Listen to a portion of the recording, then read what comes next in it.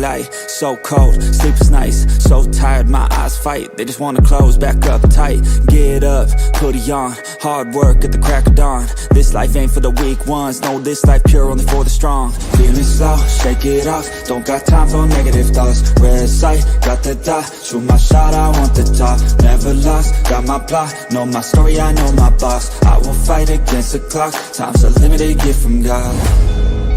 One day I will have my victory, crush all my enemies so viciously. Work so hard my hands are blistering, and they will carve my name in history. What is up, everybody? Happy Thursday, April 23rd of 2026. It is almost April. This is Nick Fiore of Fiorious'Nation of YouTube, Adam Carl on my right, the two co-hosts of the Forbidden Podcast here on YouTube, here on FioriousNation, by yours truly. Adam Carl, how are we doing today, man? And this is the, by the way, Forbidden Podcast after WrestleMania, dude. Tons of Mania talk. We got a lot to talk about, man. But first things first, bro, how are we doing today, man? Doing well. I've been enjoying my day. Yeah, I had a pretty fun WrestleMania weekend. Hope everybody else did too. Especially for somebody who attended WrestleMania, maybe other shows during Mania weekend. And we got Mitch here in the chat. What's up, Mitch? Says, what's up, guys? How you doing, Mitch? Hope you're doing okay and doing well. We definitely got a lot to talk about here, talking about WrestleMania 42 from Las Vegas. We're going to talk about night 1 and night 2, our thoughts on the overall event. Was it good WrestleMania? Was it lackluster? Was it better than last year's? Worse than last year's? Because last year they were in Vegas. This year they were in Vegas again. What do we think of night 1? What do we think of night 2? What night was better? We're also going to talk about the Raw after WrestleMania, which I thought was a very newsworthy show. We're definitely going to go over that here on today's episode as well, guys. And also in the description, apparently, though, we had WrestleMania weekend in Las Vegas this past weekend. And also, let's just say got out of hand with a lot of stalkers. Apparently that a lot of these wrestlers had to deal with.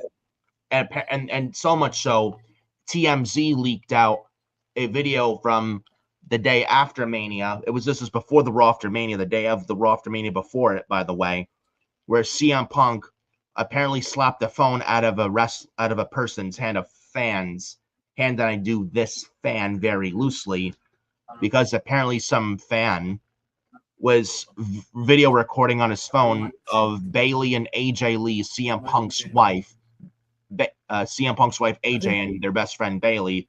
Punk and Bayley and AJ Lee hugging together, and this guy was sexually harassing them, video recording them.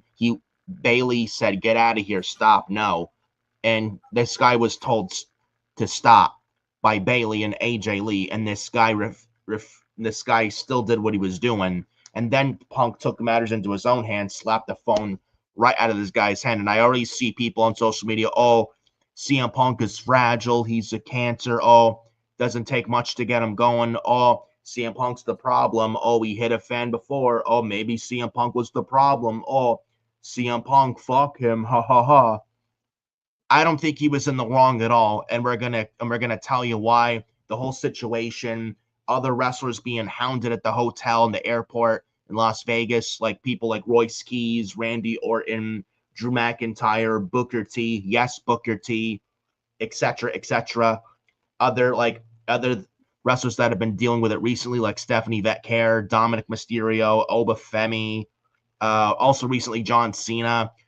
Very recently, we're going to talk about all that and why wrestlers deserve their privacy and why these people need to leave these wrestlers the fuck alone, and why there's a reason why there's meet and greets and why there's meet and greets in WWE World and Fanatics Fest, like why people need to stop following wrestlers and stalking wrestlers at the airport and hotel for an autograph, why this is getting out of hand, and why it's just creepy, rotten, weirdo, loser-like behavior, and why it needs to stop. Like, there's a thing called boundaries with these wrestlers and privacy with these wrestlers. They're all human beings like all of us. Like, They deserve their privacy, and they need to be told, and they need to be left the hell alone.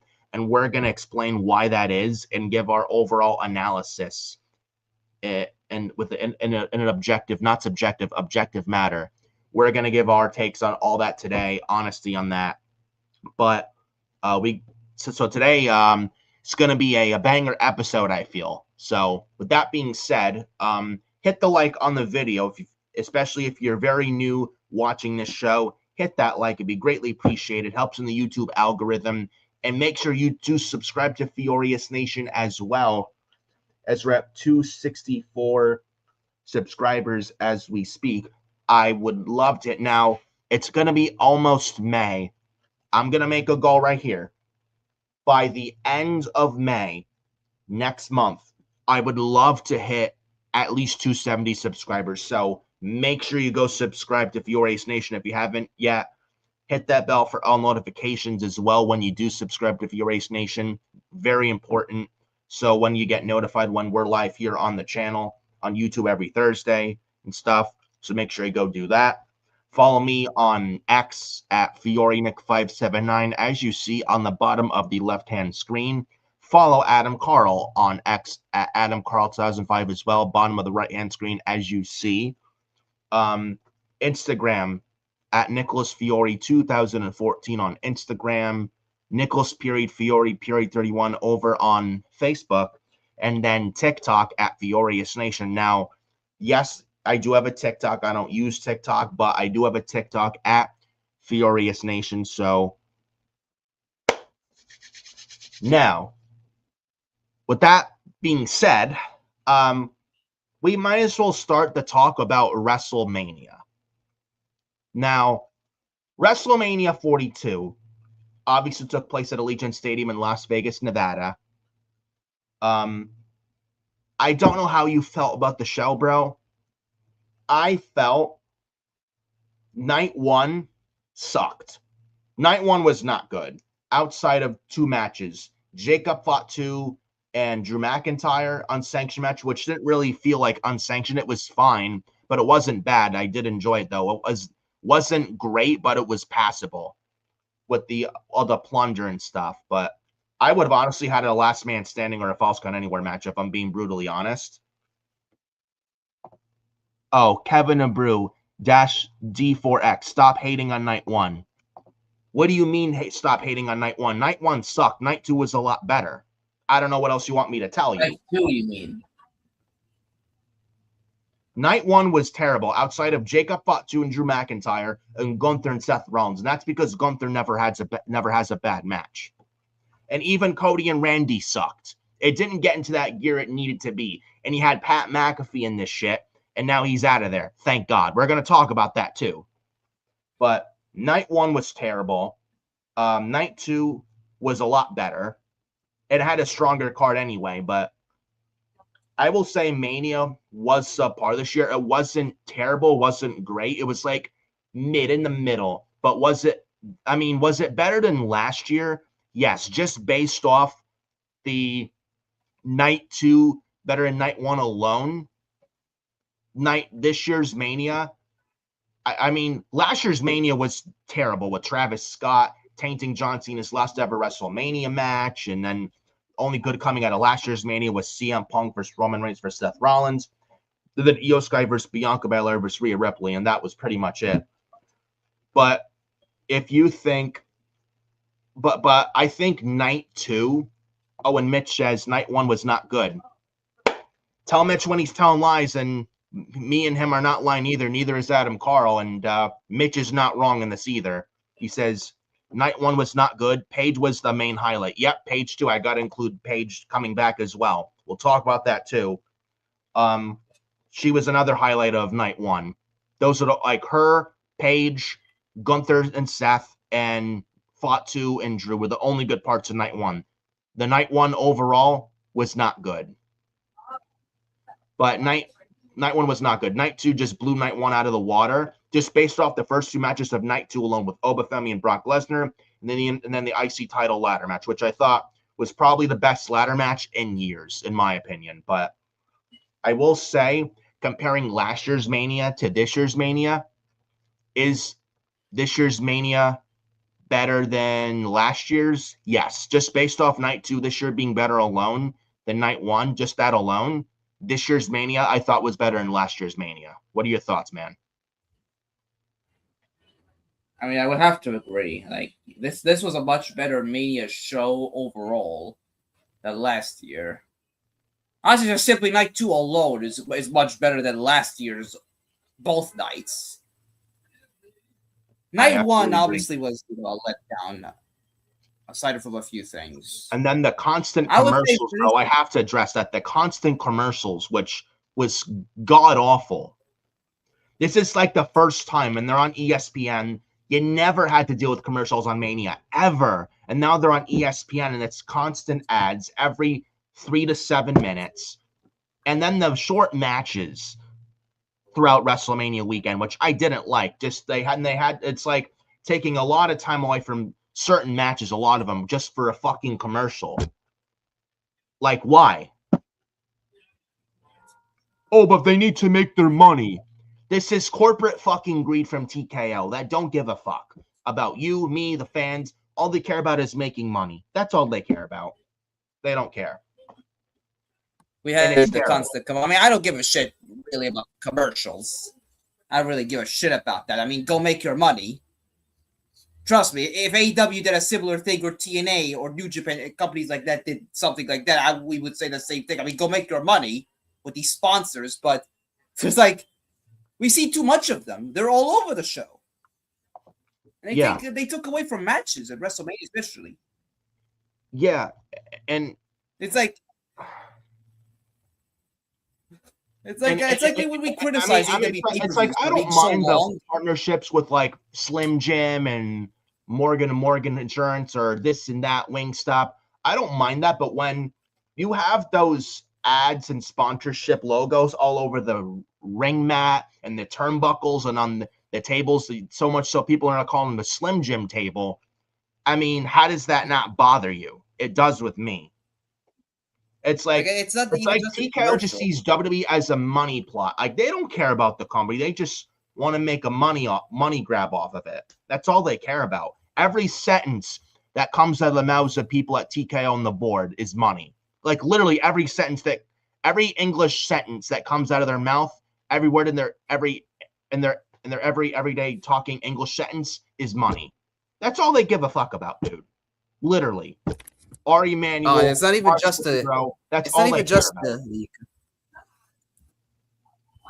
It's not even just the commercials, but it's like as well, like they showed consistently. It's like after like every match, especially if you were watching it, if you were somebody also watching it on Netflix, they were showing constantly showing the Hulk Hogan documentary. Yes, that on just night aired 1 on Netflix last night.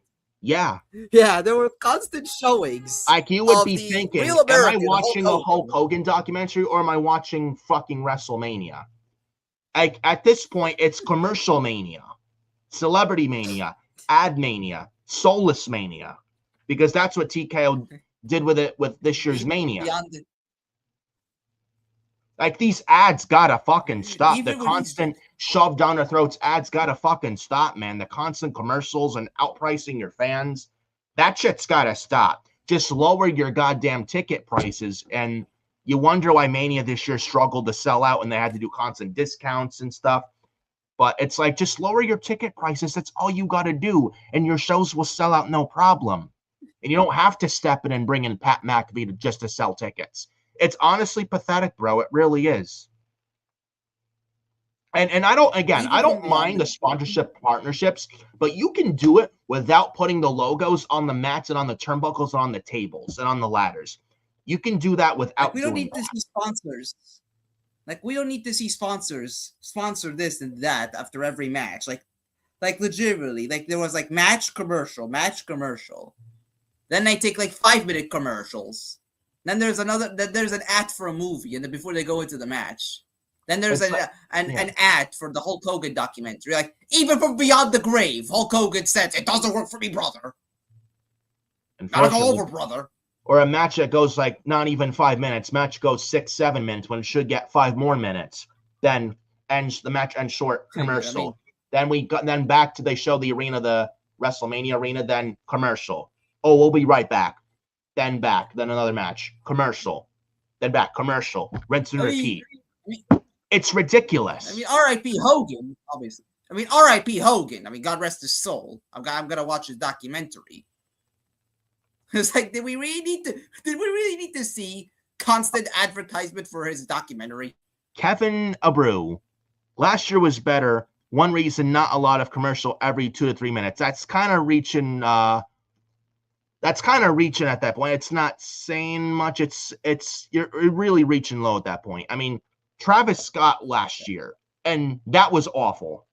That was awful. I don't care what anybody says. It was terrible television. And then he says, hey, stop tearing down night one. Not cool. This is our opinion, okay, Kevin Abreu. If you can't stand what we say, go listen to somebody else. Night one of WrestleMania this year was not good. And it's not opinion, it's facts. We can back it up like we're doing here. Again, if you don't like what we're saying, Kevin Abreu, go listen to somebody else. Seriously.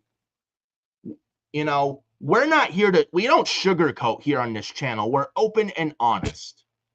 And we don't BS how we feel about stuff, okay? Yeah. And he says, let's be honest. TKO by WWE, so TKO can do whatever they want with WWE product. Yeah, no shit. Yeah, you're not wrong in that. GTA for Life -K7D. Way too much hate for Nights 1. Are there fucking trolls in this chat, dude? Jesus Christ. Are we speaking to people from TKO or something? Do people not like tell that to the women. Truth? Do people not like hearing the truth? Oh, yeah, way too much hate. Yeah, tell the roster that competed on night one, given the recent news that we just heard. Stephanie Becker and Liv Morgan got, what, 6 minutes? They should have went at least 15 minutes. And by the way, they didn't get their time cut because they were hurt. Don't even give me that excuse. Oh, Stephanie Becker and Liv Morgan, they were hurt or banged up going into the match. Sure. Sure thing, buddy. I don't... Wait until we talk about Liv Morgan with Sol Ruka. Yeah, they got more time than Stephanie and Liv done on night one. Liv Morgan and Stephanie Becker had one of the best WrestleMania build-ups heading this year, and their match went less than a match than on main event. Terrible. And this is supposed to be your biggest show of the year, and you give Becky them Lynch 6 and minutes?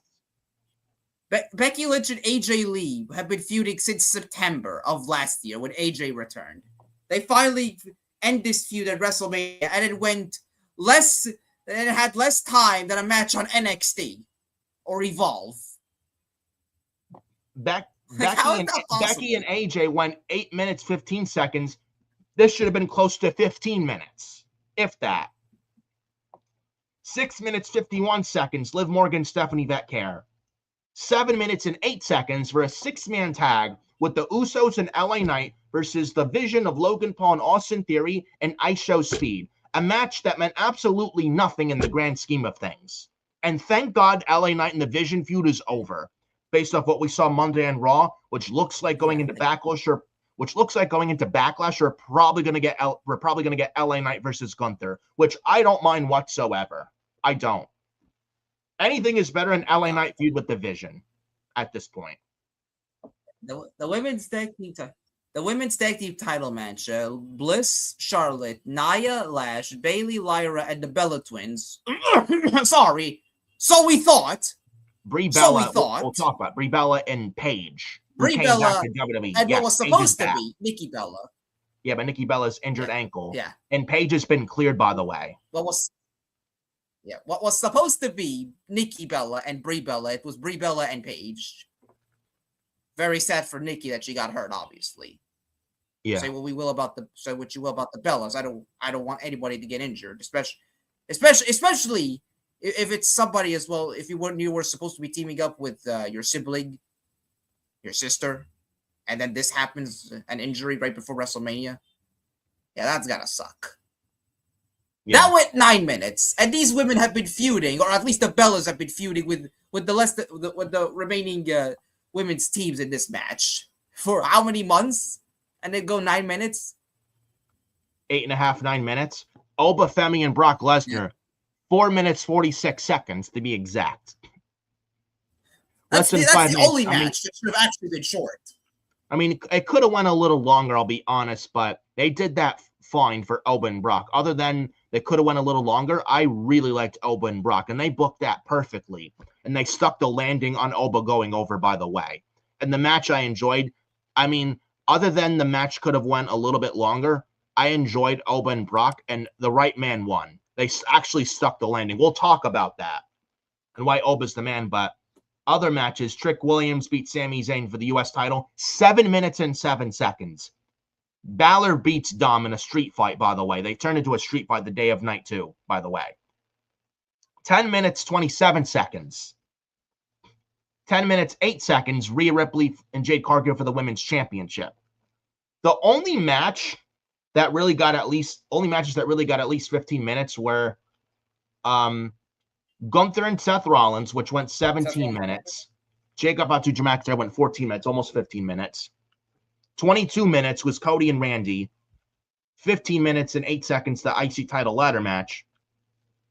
And then the Roman Reigns CM Punk main event of night 2 got 33 minutes. Over 30 minutes. Almost 35 minutes, which was a classic. One of the greatest WrestleMania main events of all time. And I'm not afraid to say that. They put on a classic on night 2, Roman and Punk. But we'll talk about all that. But, like, minus the commercials, like, I did think night 2 blew night 1 out of the fucking water. Like, night 1 was garbage. Like, night 1, dude, I felt embarrassed watching. Night 2 was like the night and day. And had the stronger card anyway, but this is what I don't like. I mean, I don't mind a 2-night format for WrestleMania, but if you're not going to do it right, don't do it at all. Why do you have to have night 1 feel like an appetizer when night 2 feels like the bigger Mania of the Mania weekend, if you know what I'm saying? Like, why can't night 1 and night 2 both be balanced out? Is what I'd love to know. And that's one thing they really got. WrestleMania is for night 1. Night 1 Manias have actually been good before. Like WrestleMania 39, WrestleMania 38. And 40 as well. They were good. I'd even say 37 when Bianca Belair and Sasha Banks main evented. I'd even say 37. Yeah. Damian Priest and Bad Bunny versus The Miz and Morrison as well. I think you had on there. Even McIntyre and Lashley that main open WrestleMania 37 night 1 was decent. Even that. Yeah. But I mean, we've had good night 1s of WrestleMania in the past, but I mean, you gotta work on balancing these nights out. If you're gonna continue this formula of night 2 looking stronger than night 1, just go back to WrestleMania being one night again. If you're not gonna treat the 2-night format with the respect it deserves, honestly. Little break here from my rant here. At the People's Wrestling Channel 890. What's up, brother? Hey guys, I will be joining the Hardcore Sports Network with my podcast and watch-alongs. I'm from UK. That's cool. Happy to hear that. And he says, at least we got to see Liv's entrance. That was great. Yeah, the trouble entrance. Yeah, that was, I mean, at first listening to it, I was like, not sure. But actually listening to it more, it's not bad. It's not really bad. I listened to it more a little bit this morning before going live, but it's not bad. Kevin and Brew, again, you know something, Paige getting WrestleMania match, but no EO, Sky, Oscar, anybody else for me disrespect. That I do have to agree. I mean, they could have had that on night 2, but I guess, I mean, who are we, right? I mean, I wouldn't drag Paige into this. I wouldn't drag Saraya into this. I mean, it's not like she. I mean, to be honest, she didn't expect to be on this card at least. Maybe she would have been on the show in some way, but she didn't expect to have a match. I mean, a lot of things had to be changed. This is why WrestleMania needs to go back to one night because WWE never delivered a great show on both nights. Just one night. Well, they haven't since WrestleMania 40, to be honest. But the past couple WrestleManias, they've the very inconsistent balance of both nights. Is just obviously it's very inconsistent balancing of both nights. They got to do better consistency on the balancing of night 1 and night 2 cards. I'd even say last year's SummerSlam was very imbalanced card. Last year's SummerSlam in New Jersey. Yeah. They have to do a better job on the 2-night format, balancing both nights out. If you're not going to treat it with the respect and proper balancing it deserves, then just go back to night 1. Honestly, just have the important matches on one night of WrestleMania and maybe save the others that don't make the card. Have some on the SmackDown before Mania or SmackDown after Mania, or have it be their WrestleMania if they don't make the Mania card. Same thing with the Raw side, the Raw before Mania, Raw after Mania. If some on the Raw side don't make the Mania card, and make those Raw and SmackDown shows feel, I don't know, important. Literally. You could probably do that. I think the solution isn't actually to get back to one night Mania. I mean, honestly, I don't want to see another one night Mania after those 8-hour shows. The last time WrestleMania was one night was in New Jersey, 2019 at MetLife Stadium. WrestleMania 35. That shit was 8 fucking hours, bro. 8 hours, including a 4-hour pre-show, which had 4 matches on it. 8 matches on the main card. The show didn't get done until 12:30 a.m. the next day, Monday at midnight. And the crowd was dead. And about 9 o'clock, 9:30, the crowd was fucking dead. Literally. They wanted to go to sleep. Yeah. I was there. I made sure I drank coffee so I didn't fall asleep, but you hear the atmosphere, people starting to daze off, and right after Daniel Bryan and Kofi Kingston's WWE title match, that's when it went down a cliff. You know what I'm saying? I actually like a 2-night format better, but if you're not going to treat it properly and not respect it properly, then you might as well go back to night 1 then just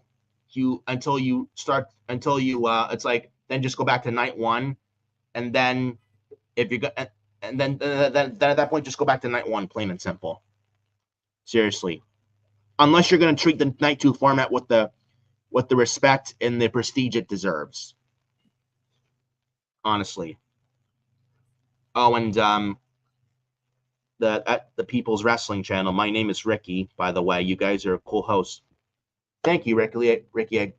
We greatly appreciate it, man.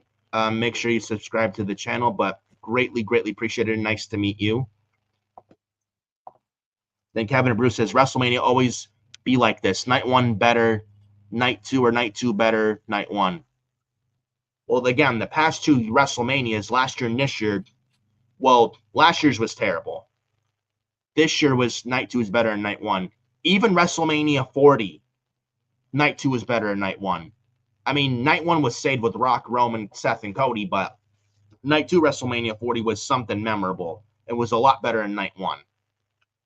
Night 1 WrestleMania 40 wasn't bad. It wasn't terrible by any means. It was not bad at all, period. But Rock, Roman, Cody, and Seth saved night 1 WrestleMania 40. But again, night 2 WrestleMania 40 in Philly was better, in my opinion. Then Mitch says that the People's Wrestling can't wait for your debut. That the ats at the People's Wrestling channel. Can't wait for your debut tomorrow night. So he debuts tomorrow. So looking forward to that, man. Then Ricky says SmackDown was meh. Hall of Fame was okay at best. Same with Mania night 1 and Raw. This is meant to be the biggest weekend of the year. It really doesn't feel like that anymore. Well, when you have the constant commercials this year's Mania and the ads and shit, Ricky, man, I don't blame you. The ads for Mania never was a thing. It should never be a thing on Mania. That really needs to change. Not just the ticket prices. It's really a serious issue that needs to be addressed. It's not good. It has to change. And it's not just us complaining about it. Everybody is. Literally. I've seen a lot of people on social media complain, why am I getting constant ads during a commercial? I even read a tweet that I think one of their kids walked away from the screen during a commercial with too many commercials at one point. I don't blame them. This is an issue. It really needs to be addressed sooner rather than later. It's something that cannot ignore for long or forever. Seriously. It cannot be ignored. Nor should Kevin Abreu then says, give me a 4-hour WrestleMania like the old day, 7 to 11. Well, I mean, WrestleMania this year, night 1 and night 2 is 4 hours, but I mean, I do remember back in the day, 7 to 11 back in the day. The night format is here to stay. What? I think the night 2 format is here to stay. The night 2 what format? I'm sorry, I couldn't hear you. Yeah. Yeah, I think it's here to stay, if I'm being honest. I don't.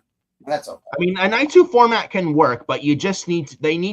All we're saying is they got to work on the bouncing stuff a little bit. If they can just work on the bouncing of both nights, then we're good. That's something they just need to work on.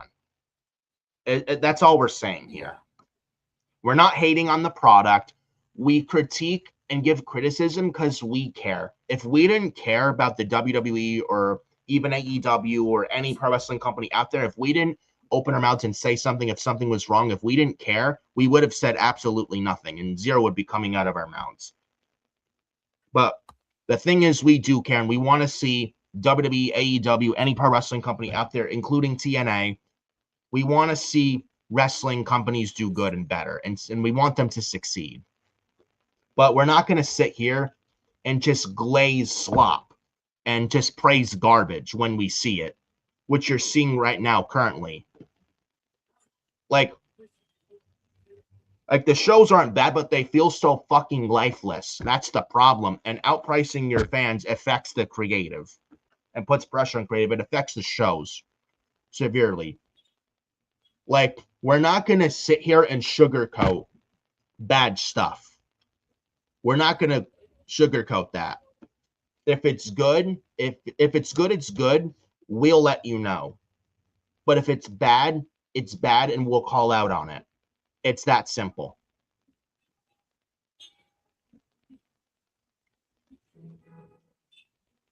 And then, Kevin and Brew, do you think TK will give a damn about wrestling fan? Ranting, complaining, hell no, is about money. Well, we're going to give our opinion whether you like it or not. We're not going to sit here and say nothing. Eventually, they're going to have to fucking listen, or someone's going to have to step in. You got people, oh, stop complaining, your words mean nothing. Well, without us, there is no wrestling. And Mitch says, now we got 2 nights of SummerSlam this year. Yep, Minneapolis this August 1st and 2nd.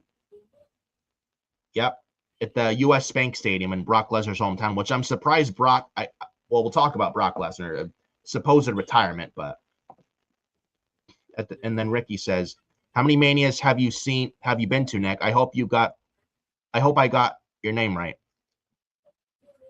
First things first, you definitely got my name right, so no worries, man. No worries at all. And listen, you can call me Nick, Nicholas, you can call me whatever you like. It doesn't matter to me, but no worries, my bro. You got it right. So no sweat. No sweat, man. Then he says, then Ricky says, how many Manias have you been to, Nick? Well, I've been to 3. WrestleMania 35 in MetLife Stadium, WrestleMania 38 in Dallas, Texas, night 1 and night 2, and then WrestleMania 40 in Philly, night 1 and night 2. And that was actually the last Mania I've been to. And no, I'm not going to WrestleMania next year in Saudi. Which, by the way, I think you read the news. Next year's Mania, get this, was supposed to be in Nashville, Tennessee at Nissan Stadium, the home of SummerSlam 2022, by the way. And you know the reason why they didn't do it next year? The date, listen to this, the date didn't work out.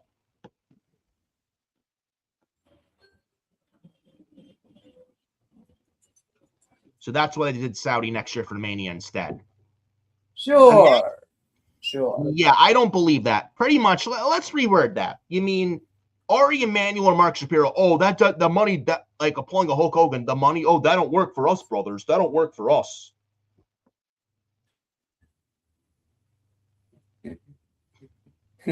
Even Hogan would have taken whatever money Nashville would have given him if it meant hosting WrestleMania. Yeah, I don't believe that at all. It didn't work out for us. Even if it was true, that TK only cares about the money. Ridiculous. Nissan And Stadium. please, WrestleMania not getting good money. Give me a break. WrestleMania is the biggest show of the year. Like, what do you mean? That's what it's ridiculous. Yeah, like what? Yeah, what do you mean? Then Mark Shapiro defends a ticket People price. pay cities. It might affect some people. No shit, Shapiro. No shit. That's why you need to lower them. Yeah, just lower the fucking ticket prices. And people will come to the shows, and your shows will sell out no problem, and your company will be a lot better off for it overall, not just the business aspect. Seriously, imagine if next year's WrestleMania in 2027 was actually in Nissan Stadium. I would have loved that. And plus, I've never been to Nashville, and I've heard a lot of good about Nashville nowadays. It's very popular, a lot of young people there, but also people of all ages. I've heard a lot of good about it. My mom was actually, who got married a few weekends ago on her honeymoon now. She was in Nashville like a couple summers ago, or 1 or 2 summers ago. Very, very enjoyable. She enjoyed it there. It was very, very good. There's a lot to do. And I think it would have been perfect for WrestleMania next year. I would have loved that. And I may have even went to Nashville for that next year, maybe. I mean, though, I don't know. And maybe they get it in 2028. I would not mind that. Because unfortunately, they're in Saudi next year unless things change in the Iran war. At this point, I hope they change the location. I mean, at this point, they said at this time, I think Nick Khan said at this time that they're still scheduled for Saudi next year unless things change. I know it's further away, but at this point, I hope closer to the show, if the war escalates in Iran, I actually hope they relocate next year's Mania. Because honestly, bro, let's be real. WrestleMania 43 in Saudi next year should not be a thing. It should have never been announced for Saudi from the start, honestly. Seriously. I think for the last few years, I think ever since 2023, I believe, Nashville were talking about hosting a WrestleMania, how they want to host it in 2027. Yes. That was actually the year, if correct me if I'm wrong on this. This was 2027. This was going to be the year where their new Nissan Stadium was going to be completed. They were going to finish building it, and they wanted WrestleMania to be the first show, the first sporting event, entertainment event to be held in the stadium. That would have been great. And even if the prices would be high, just like Vegas. Even now, Mania is their biggest show of the year. Of course, it's going to be pricey. I mean, it was a little pricey, not very extremely pricey like Vegas, not even close to the Mania 40, not even close to that with the WrestleMania 40 in Philly tickets, but nowhere near. I mean, yes, because their biggest show of the year, it's a little pricey, but nowhere near pricey as Vegas expensive. But even if they went to Tennessee next year or whenever they go to Mania in Tennessee, I'm predicting right now WrestleMania 44 in 2028 is in Nashville. That's my prediction. Either Nashville or Indianapolis or New Orleans. I think those are the 3 front runners, including, I think, Orlando, Florida, I think, if in the top 4 bidding for, if I was a betting man for WrestleMania in 2028. I'm making a bold prediction right here and now. And with that, one of those 4 locations gets WrestleMania in 2028. And even say, and let's say WrestleMania in 2028, WrestleMania 44 was in Nashville. It may be a little bit expensive, but I don't think it would be near close expensive as Vegas tickets. Not even close. Like nowhere near as bad as Vegas expensive, in my opinion. I truly believe that. You won't convince me otherwise. Even if they stuck to this year's WrestleMania a few weekends ago in New Orleans, Louisiana, bro, even if they were expensive, I don't think they even be close to Las Vegas type expensive. I don't. I don't think it would have been expensive at all. And Las Vegas is not a cheap city to begin with. And it's not just the tickets. You got to think of a hotel and an airplane flight and Ubers festivities, merchandise, food. That's like selling your kidney to go to WrestleMania in Vegas. It's not cheap by any means. Plus, I've seen people post on X some tomahawk steak they got. Very expensive as well, with some garlic fries. I think it was like $100, some odd dollars. Or something like that. Yeah. The pizza there, $43. And I think a tomahawk steak there was $143. $12 to $14 at least for a fucking water bottle in WrestleMania this year in Las Vegas.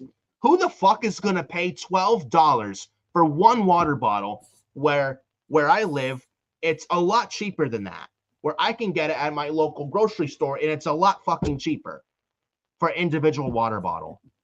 Who in their right mind's going to pay $12 for one fucking water bottle? Who? That is ridiculous. And you want to know, and I think you may have seen, the floor seats. I don't know how true they are. I believe it. The prices for floor seats for this year's Mania in Vegas on the floor seats, $16,000. And the cheapest in the nosebleeds, get this, $600.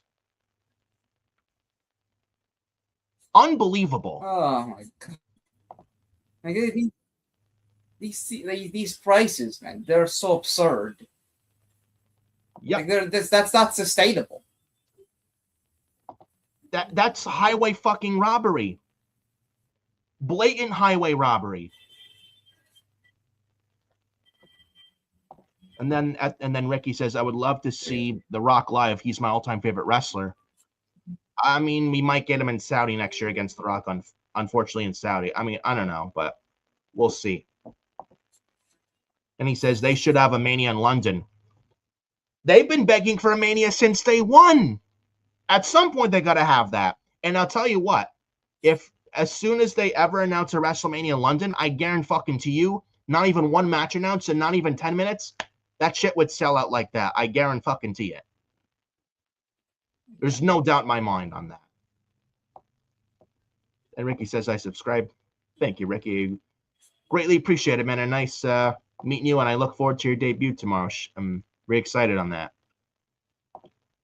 GTA for Life -K70. Respect TKO. Respect TKO. How can I respect TKO when they're outpricing the fucking fans, the diehard fans who make the company, who make WWE, who make the product, and you outprice the families, and you have these woke celebrities that don't respect the company, don't even watch wrestling, they're all about themselves, and they just want attention just so they can brag to their friends, oh, I was at Monday Night Raw, oh, I was at SmackDown, oh, I was at WrestleMania. Well, deep down, they don't respect the company, and they hate the company, and they have no passion for it, and they're all about themselves. How can I respect TKO from that with that? You can't. This got to be a bot. This has to be a bot. Oh, and thank you, Xavier. Who gonna respect TKO when they took full control of WWE? Well, I mean, is Xavier wrong? I mean, Vince was yet there are people that want Vince McMahon back. Yeah, Vince sold the company to his friend Ari Emanuel 3 years ago. And by the way, it was never about selling the company. And you can clip it here. Vince McMahon sold to Endeavor and sold to Ari Emanuel as a big FU, a big fuck you to his daughter Stephanie McMahon and his son-in-law Paul Levesque. When Stephanie and Triple H, like, the thing is, did the company need to be sold? Fuck no. It was already in good hands independently with Triple H and Stephanie around late 2022. And Vince sold the company as a big middle finger to Stephanie and Triple H. And Vince sold the company to get power back because he couldn't stand it that his family runs the company better than he ever does. And Vince couldn't fucking take it anymore. That's the only reason Vince sold the company to Endeavor and TKO and Ari Emanuel and Mark Shapiro. Vince is the reason why the past year we're in this mess with the constant commercials during Raw and Netflix and the ads and sponsorship logos on the mats and the turnbuckles and the tables and the lifeless product and outpricing the fans and the celebrities there who don't watch the product, know nothing about wrestling. And that's all because of Vince McMahon. Yet there are idiots out there that want Vince McMahon back.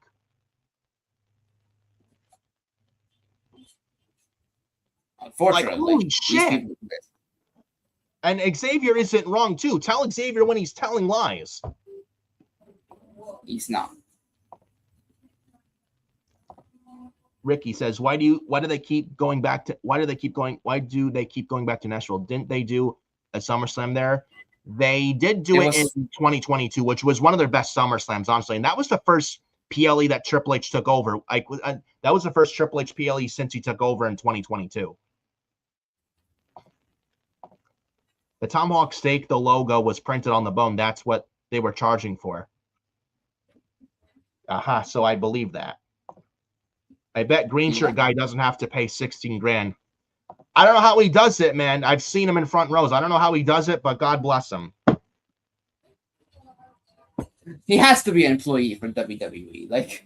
Like we see him everywhere in the front row seats at every WWE show. Like he has to be an employee. He has to be. I'll be shocked. What's up, Xavier? And then Xavier says, "I only speak facts."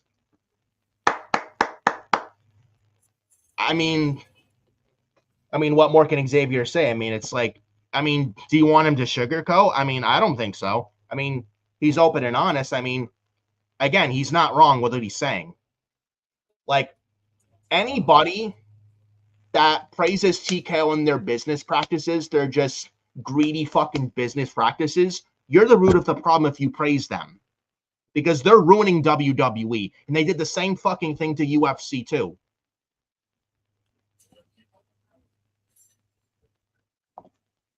And Xavier says he's not an employee. He gets the tickets the day they drop. LOL. Aha.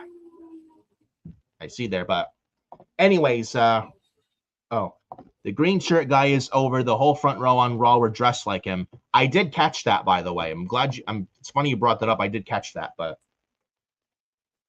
yeah, a little rambling on, little getting off topic about our rants about the ticket sales and the commercials during Mania and the sponsorship logos and TKO and stuff like that.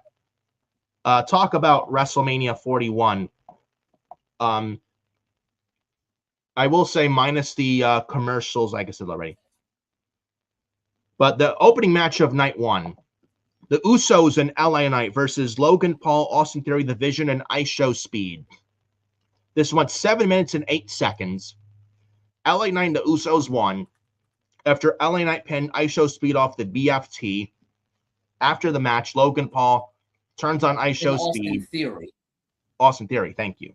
Yeah, loser, Austin Theory. Yeah, that's how much I cared for this match. Yeah, that's how much we cared. That we got the guy who got pinned wrong. But then Ice Show Speed, though, got turned on by Logan Paul after the match.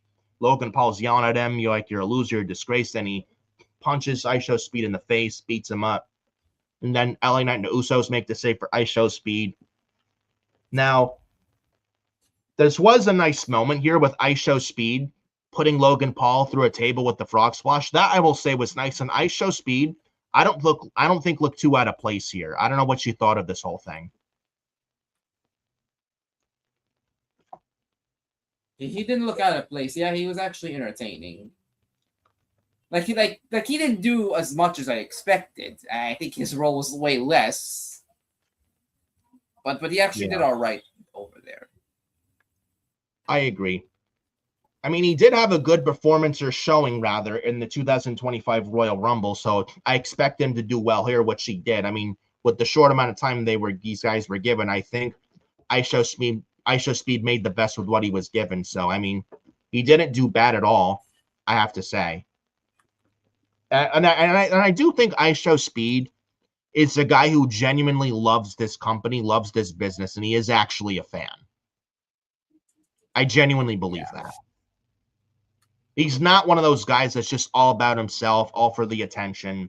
Yeah, I think he does actually respect the company, and he's actually a wrestling fan. I do. Oh, and it's funny you brought this up. Yes, I did see it too. Joe from Hot Takes and Headlocks. Yes. And I seen pictures of him on X and I think on Facebook. He was at WrestleMania this year, night 1 and night 2. I did see it. So shout out to Joe as well, and good for Joe. And I did see it. So that was pretty cool. He was in Las Vegas. So, I mean, Shout out to him too, man. From Mitch and from me to Joe. And Joe, hope you're watching this, man. Hope you're doing well. So shout out to you, buddy. And a great show, guys, says Mitch. Thank you, Mitch. But yeah, Ice Show Speed, you were saying about Ice Show Speed. I was saying that Ice Show Speed, I think, is actually a wrestling fan. He's not all about himself.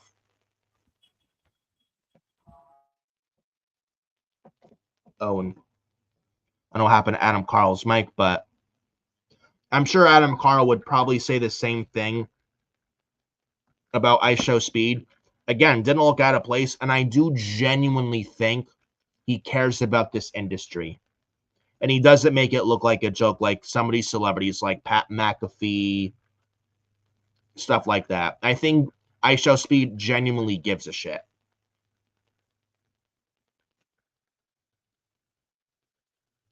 Oh. Something happened to Adam Carl. I'm not sure what happened with his mic, but... I'm doing right. Oh, there he is. Oh, I was wondering what happened to you. I was wondering, did TKO mute you there?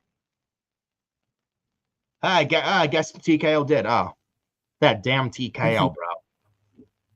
Oh my God, they don't like us calling them out. Nope. Ari Emanuel, Mark Shapiro hate it when they get called out on their bullshit. But yeah, you were saying about Ice Show Speed. Yeah, I mean, I think he watched WWE since he was 4 years old. Mm-hmm. Actually, so he is a genuine fan. He does care. Mm-hmm. Actually, I mean, if he wants to do, I mean, he did that training with Randy Orton at the Performance Center a few months ago. Yep, that's correct. That is correct. So he's putting in the work. If he wants to do it, I won't mind him having a match. I wonder since Logan Paul turned on him, do we get Logan Paul and Ice Show Speed? I don't want to throw this out there, but do we get this match at SummerSlam? Maybe. I don't know how I really feel about that, honestly. I think we could.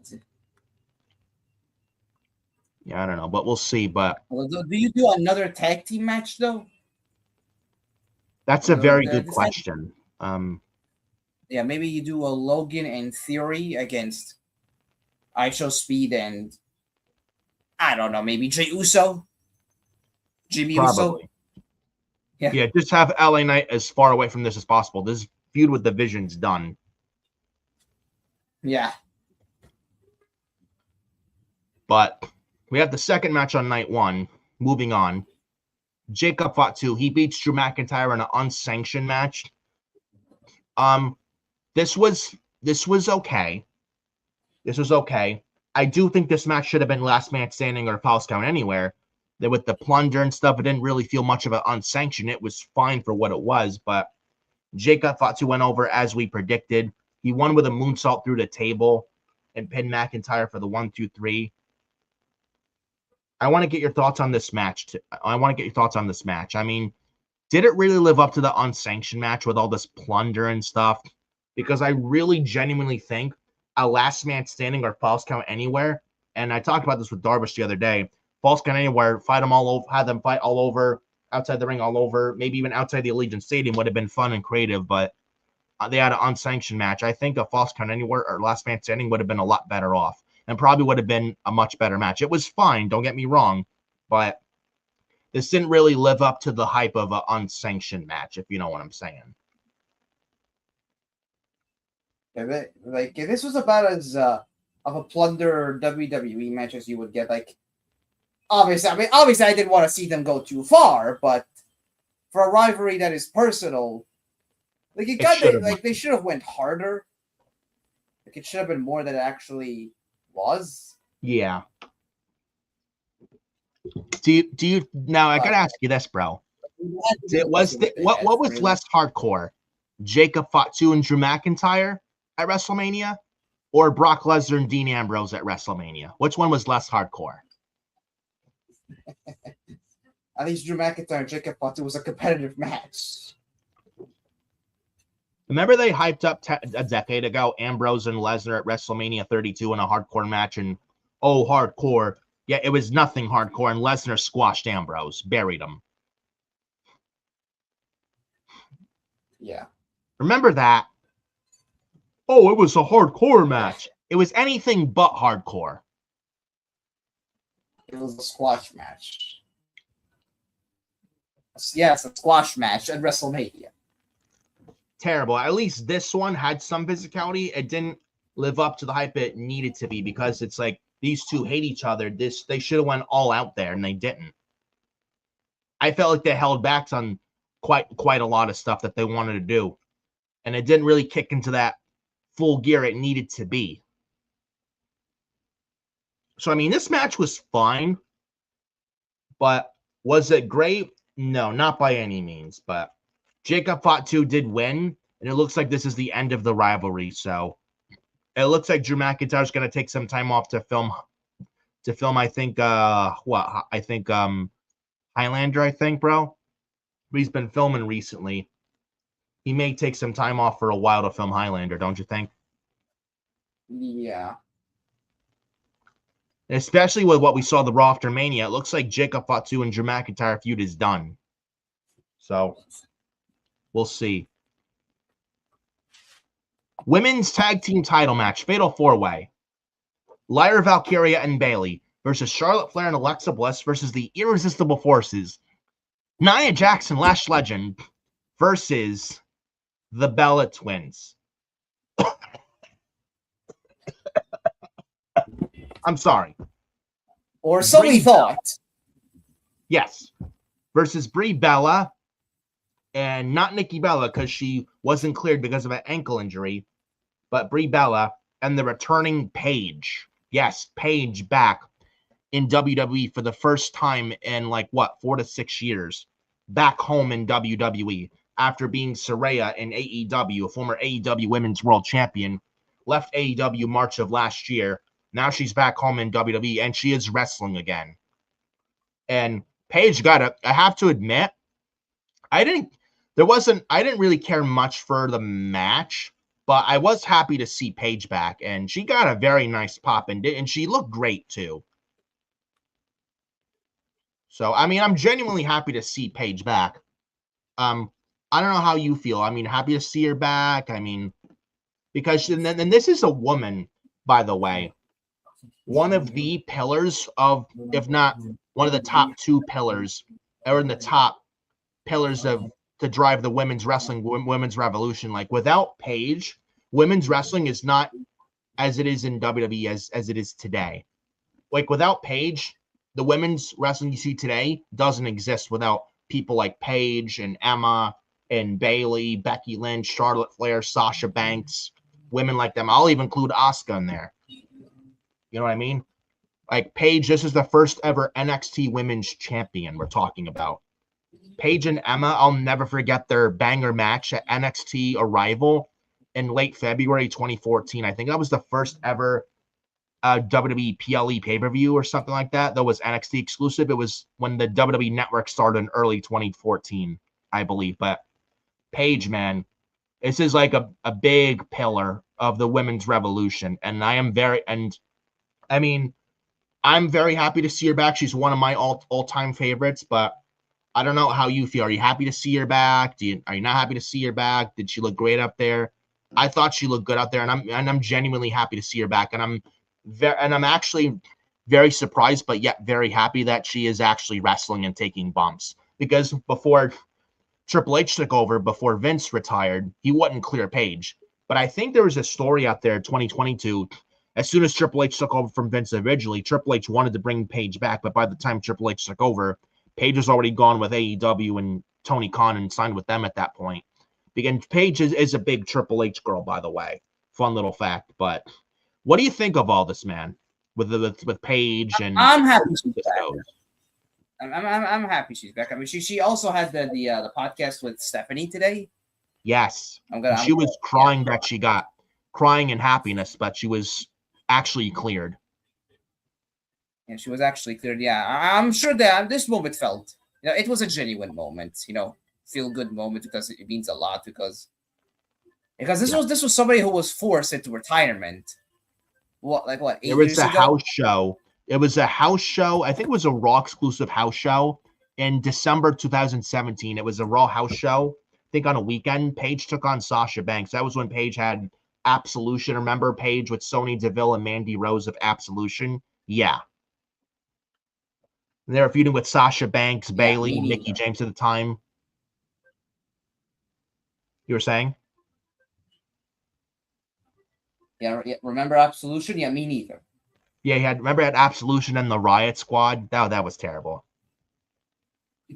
But Absolution, where Sasha Banks, like, she did a double feet kick to the back of Paige, and there's a thing called spinal stenosis where if you have it, you're never cleared to wrestle again. Though technology nowadays, now you can get cleared from that. I think that's the same thing that Edge got in 2011 before being forced to retire for 9 years.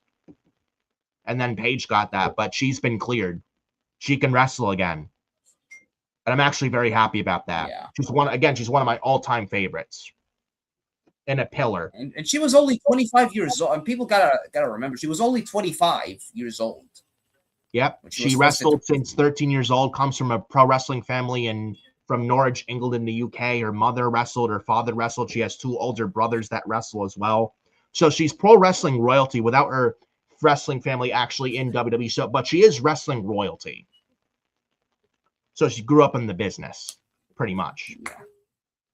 But this is a woman. Like back then, like back then, years and years ago, WWE have the divas and the stereotypical Barbie doll kind of a driven agenda that Johnny Ace and Vince McMahon were doing. And Paige was like the opposite of that, to try to break that down completely, to destroy the perception of Barbie, where the women are not divas, they're actually wrestlers. And Paige broke down those doors and knocked those doors straight the fuck down. Like, she is the one that's not scared to get her hands dirty. She's aggressive and she can bump and wrestle. And she's actually one of the wrestlers that actually got me into NXT Black and Gold. Like when it was changing from game show NXT to Black and Gold, like FCW. I think when FCW changed to NXT in mid 2012, the NXT became like Black and Gold, like almost like a developmental / third brand. Kind of in WWE, where he had I think he had guys like Seth Rollins, Big E, Bo Dallas, Neville, Sami Zayn, Kevin Owens, the Wyatt family, those ones. And he had Paige in there as well as Emma, Bayley when she was a hugger, Sasha Banks, etc., Charlotte as well. Alexa Bliss I'll even put in there. Becky Lynch, but yeah. Just throwing that out there, by the way. But I'm happy to see her back. And I mean, if Edge could come back from the spinal stenosis, so could Paige. So I'm genuinely happy to see her back. Absolutely. Yeah. It was a good second. Yeah, especially having a career. And this needs to be said. Sorry, he was being cut out a little bit.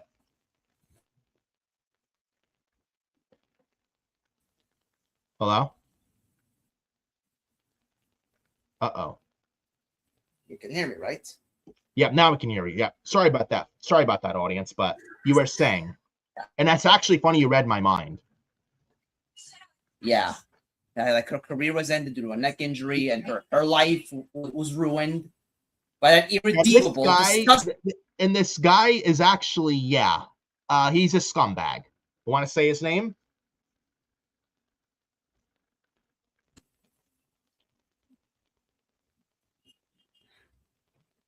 Yeah. It's ADR. Alberto Del Rio. I'm sorry. Alberto Del Dipshit. Oh, funny enough, in the same month that Paige made her return at WrestleMania, Alberto Del Rio got arrested. You mean Del Dipshit? Domestic violence and going to I mean, he should be locked up in a jail cell. Lock him up and throw away the key. Lock him up. He goes. What is this now?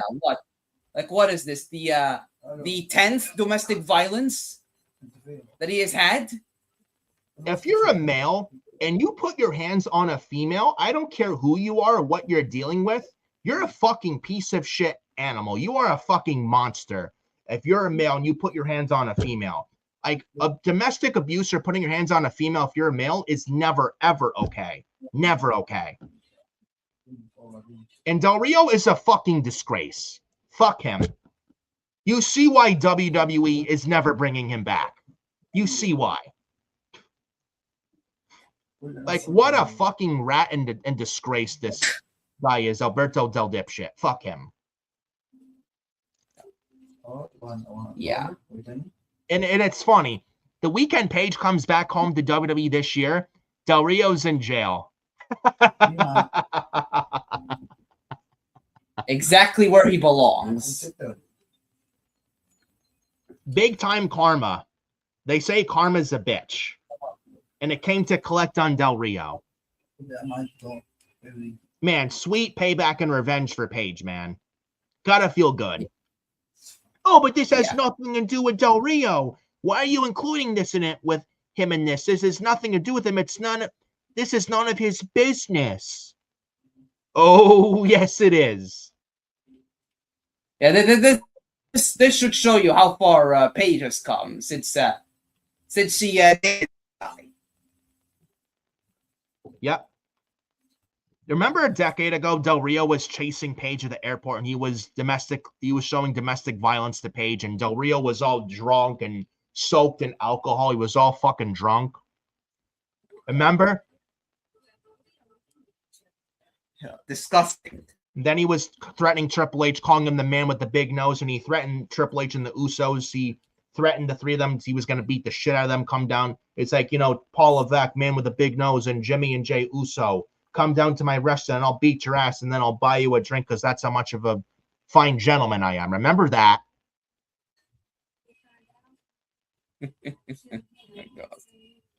Like, what a fucking clown Del Rio is. And by the way, when he was hitting Paige in 2017, remember that?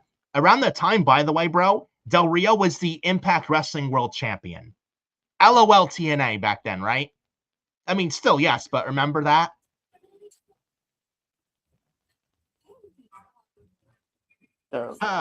TNA, the more things change, the more they stay the same, right? Yeah. Even Tony Khan doesn't even.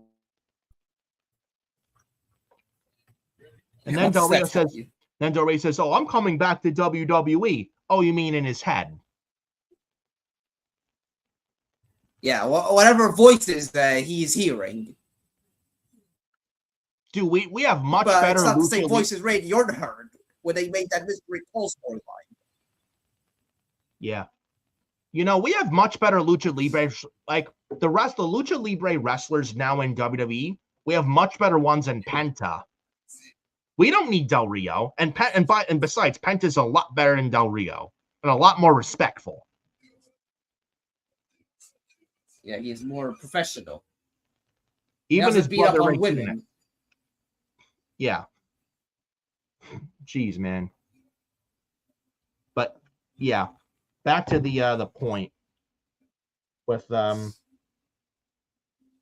yeah, back to the women's tag title match. Paige and Brie Bella won the titles with Paige. It was cool seeing that. And she got a nice pop. She didn't look too bad in here either. She did fine with the bumps she took and stuff.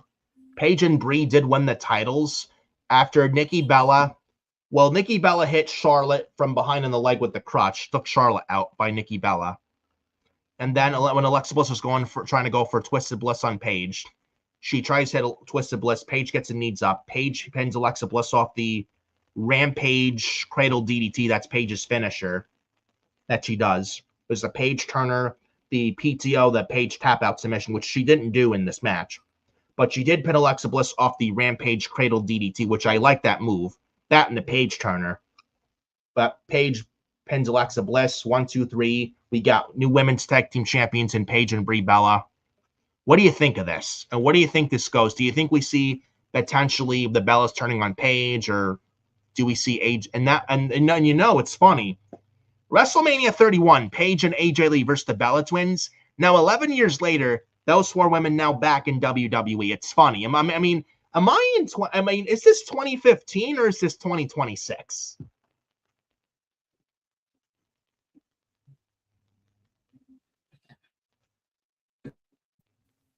Oh, we lost Adam Carl. And I agree with Ricky. TKO is messing with the internet, Adam. I 100% agree, Ricky. Yeah. Yep, there goes TKO. By the way, can we get a clip here, a little shorts here? Fuck TKO for messing with Adam Carl's audio here. They're trying to invade our space. We're having a banger show. Why does TKO have to ruin everything, man? Ruining WWE, now the Forbidden Podcast? Come on. Come on. We will not give up.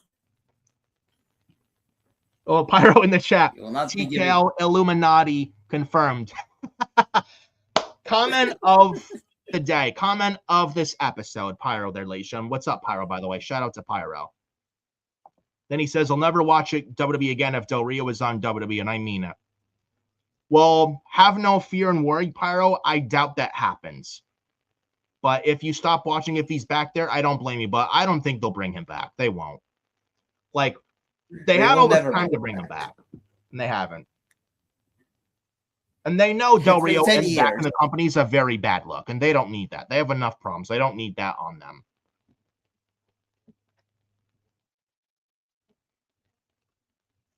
Then he says they can't, literally can't. But yeah, you were saying with this whole Paige thing and Bella Twins and AJ Lee stuff. Want to get your thoughts on that real quick. Yeah, I mean, obviously, first off, I feel sad for Nikki. Yeah. I thought that's get this out of the way.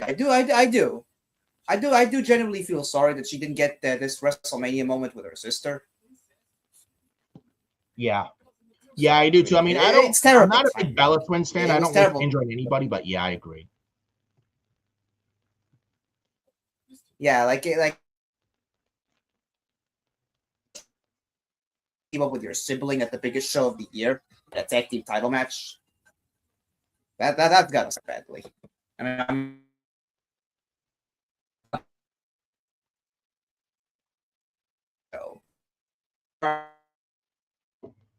That goddamn TKO, bro.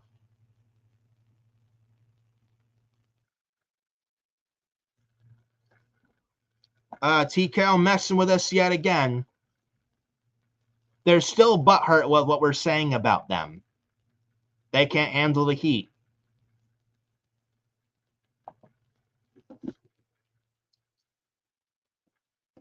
And there it goes. Yeah, there it goes. Thanks, Ari Emanuel and Mark Shapiro.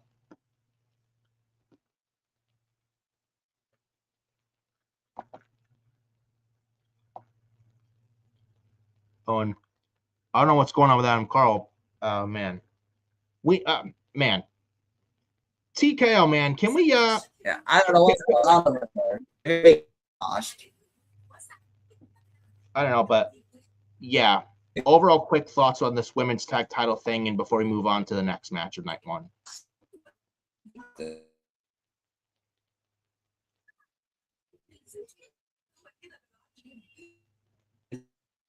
Topic. Nikki confirmed that that her injury may take 6 to 8 weeks to recover. Mm-hmm. So that case, I expect to be back by.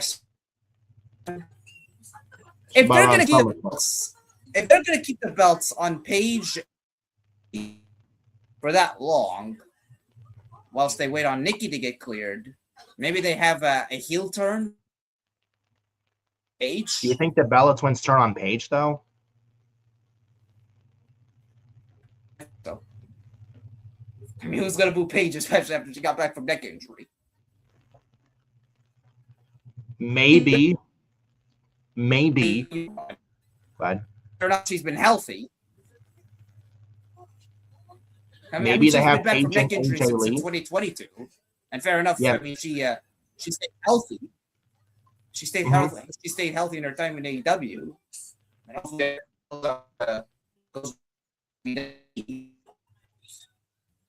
But like she said, this is the first time she had a match in the WWE since like 2018. Like who's really gonna boo her? That is true. Could we see Bella Twins turn on Paige? The Bellas are the champions as heels, but they feud over Paige and AJ Lee over the tag titles. Could we see that?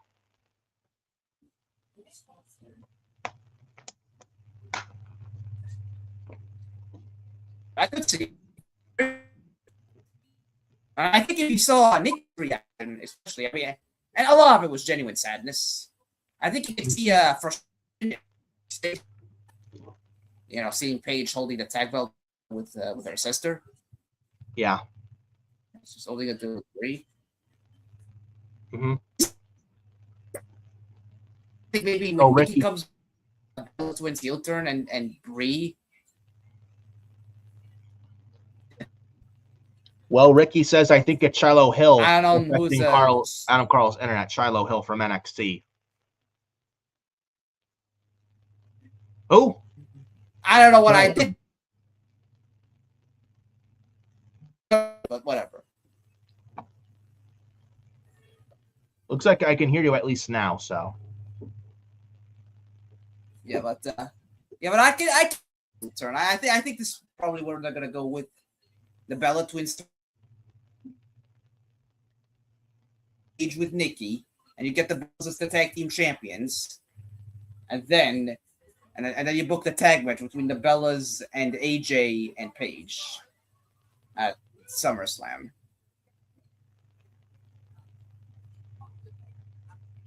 Yeah,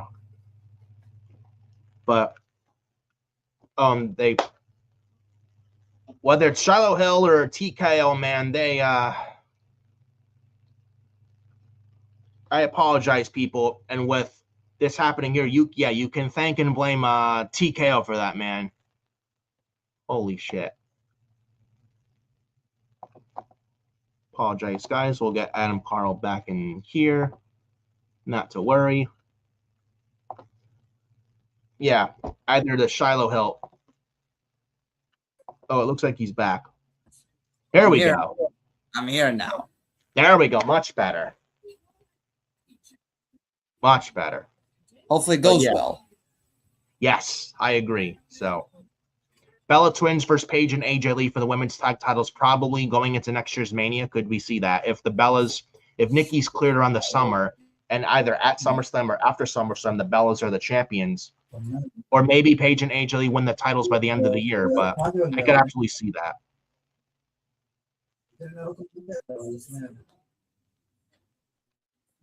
Yeah. We'll see what happens. I think that would be the direction for SummerSlam at least. Probably. So we shall see. But in the meantime, though, in the meantime, for SummerSlam,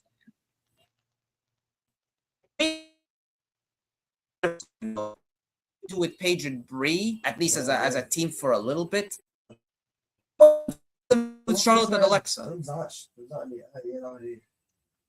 Yeah.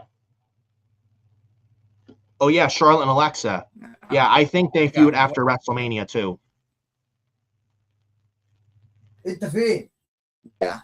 Yeah, because if you remember, because I'm sure you know, that it was in the tag match between the Bellas and Charlotte and Alexa. During that match where Nikki got hurt. Yeah. It was with this match where Nikki got hurt. So that there's a story there where Brie can blame both of Bliss and Flair for why Nikki got hurt and why she didn't have a WrestleMania match. You could do that. Now, if the Bellas are heels and they're champions and they feud with Charlotte and Bliss, do you think a heel Bellas gets to Bliss to maybe think that Bliss turns on Charlotte and we get Bliss versus Charlotte feud that way? Yeah. Yeah, I think it's inevitable they'll break up. I think they're a teasing it for months now. I think it's gonna end in a breakup, and we get Charlotte versus Alexa very soon. Yeah, which honestly, that's something SmackDown desperately needs is something like that, especially in their women's division. Yeah, they need that big story in their division that could carry it. Absolutely, I think Charlotte and Bliss could be that. That's two big names. But we'll see what happens. But Becky Lynch beats AJ Lee, though, to win back the women's IC title. Now, Becky wins a title. You had Jessica Carr involved in mixed match where the turnbuckle was exposed, and AJ Lee and Becky and Jessica Carr in between with the exposed turnbuckle. Becky throws AJ face first in the exposed steel turnbuckle. Becky Lynch manhandle slam and wins the championship back, as we predicted. What did you think of this match, though, and what do you think of Becky winning the belt back? Do you think it's the right move, or what do you think of this overall?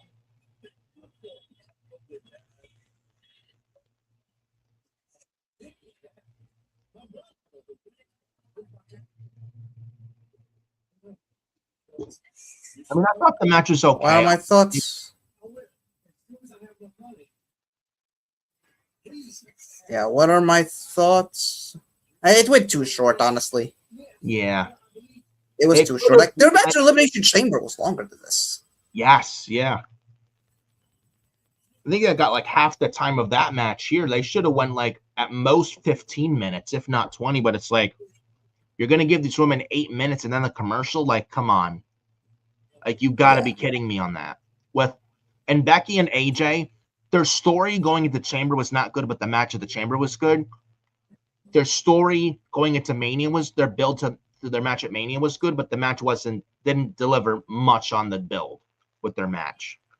And I expected more in this, to be quite honest with you. I mean, the right winner won. I just wish we could have got a lot more. I just wish we could have got more time with this, honestly. But Becky wins the belt back. Where do you think Becky Lynch goes from here? Which actually, I actually have an idea. And this woman debuted on the Raw after Mania. Hear me out.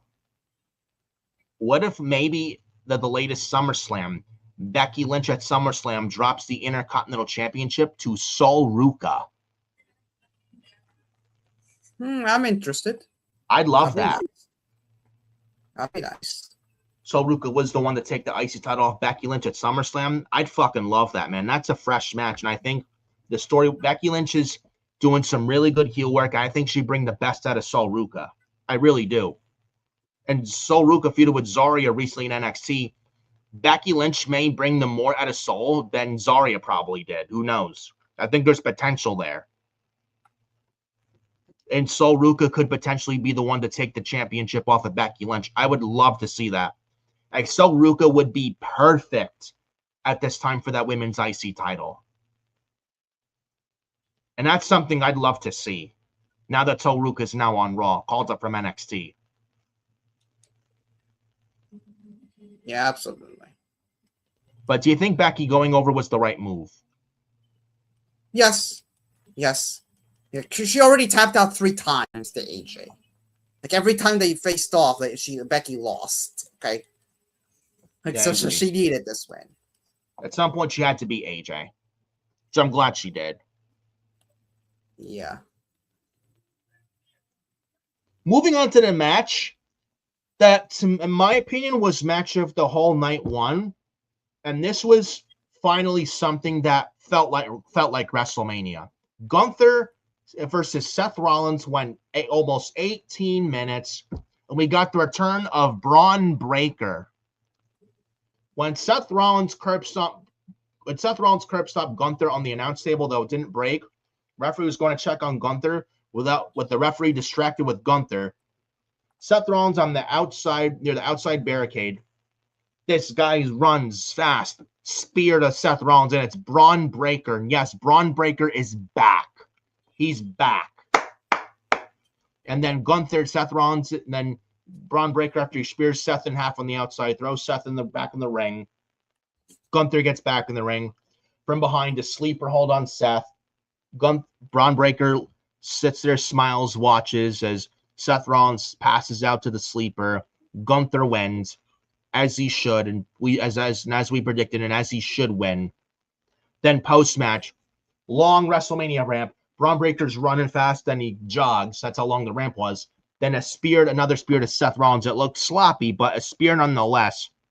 Then Braun Breaker walks up the ramp, walks to the back with Paul Heyman. And Braun Breaker looks like he's cleared, and I'm happy to see him back. He looks great. Glad to see him back, and we're getting that Braun Breaker Seth Rollins story, man. And then they continue that the Raw after Mania with Braun Breaker all bloodied, Seth bloody. I thought which I thought was great. Thoughts on this whole thing? That was an excellent match.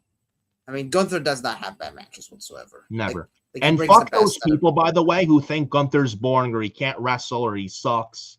Fuck those people who say that.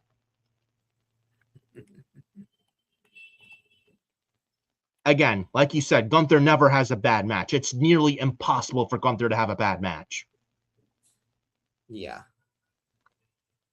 It's impossible. This was some really good stuff here. Yeah. Yeah, for coming back from a shoulder injury, Seth Rollins, he looked good out there.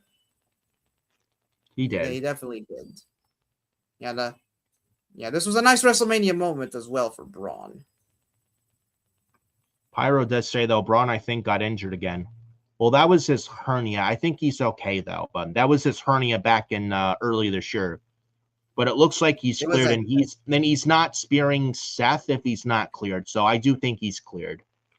Yeah, he's cleared. Although he was bleeding from the back of his head on Raw. And Pyro says Gunther used to only slap people and powerbomb. These days, he's so much better. 2025 to 2026 has been big for Gunther's progression. Raw, Seth hit Braun with the chair wrong. Yeah, that's how Braun. I saw Braun all bloodied on his face. So yep, he's right. That's how it happened. But yeah, that was a nice brawl with Seth and Braun Monday on Raw. That was cool. Yes. But yeah, Gunther's awesome. He never has a bad match. And I agree with Pyro with the progression. I mean, he still does chops. Don't get me wrong, which he has some of the best chops and power bombs. But again, Gunther never has a bad match. But Kevin Abreu, Gunther versus Matt Riddle was average, and he says, extremely disappointed. Gunther needs help to beat Seth Rollins because I don't remember Gunther need help again. Goldberg, because I don't remember Gunther need help against, and he spelled against wrong. Help again. Goldberg, Cena, AJ Styles. You mean AJ Styles? I didn't know AJ Styles existed. You mean AJ Styles? I mean, look. I mean, something needed to happen. Braun Breaker had to show up. I mean, what else did you want? And you were not going to have Gunther lose, and Seth needed to be protected. So I don't know what you're talking about, man. Yeah, like Seth Rollins could lose clean on his first match back. Like he needed something there. And at the same time, especially Gunther shouldn't lose. This man retired Goldberg, John Cena, AJ Styles. You're not going to have him do that and have him fucking lose at all this year. That's just creative malpractice. Yeah. But this was the right move, Gunther going over. I don't know where Gunther goes from here. It looks like he's feuding with LA Knight going into Backlash, which I have no problem with, but I'm sure you'll say here the right man went over. No questions asked. Yeah, the right guy went over, and Gunther needed this win more. Yep. And Seth got protected. Braun Breaker's back. It's a shame we didn't get Seth and Braun at Mania, but it was originally going to be Seth and Roman. But I'm glad we're now finally getting that Seth and Braun story. Finally. And Braun Breaker looks great, by the way, being back. So, really good stuff in a match that finally felt like WrestleMania. Liv Morgan, Stephanie Vaquer, Women's World Championship match that went less than 7 minutes. Stephanie Vaquer lost the championship here due to interference from the Judgment Day's Roxanne Perez and Raquel Rodriguez. Now, Liv Morgan had this trouble entrance. What did you think of this thing overall? The entrance and stuff like that.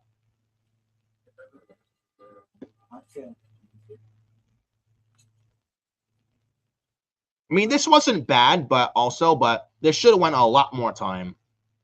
And they were going physical. Their build was actually not bad at all. Then they got 7 minutes. Yeah. And now it looks like they're going to wrestle again at Backlash. I kind of hope their match at Backlash is better. This was a problem with night one. The matches are way too short. They are. But what did you think of Liv Morgan's WrestleMania entrance?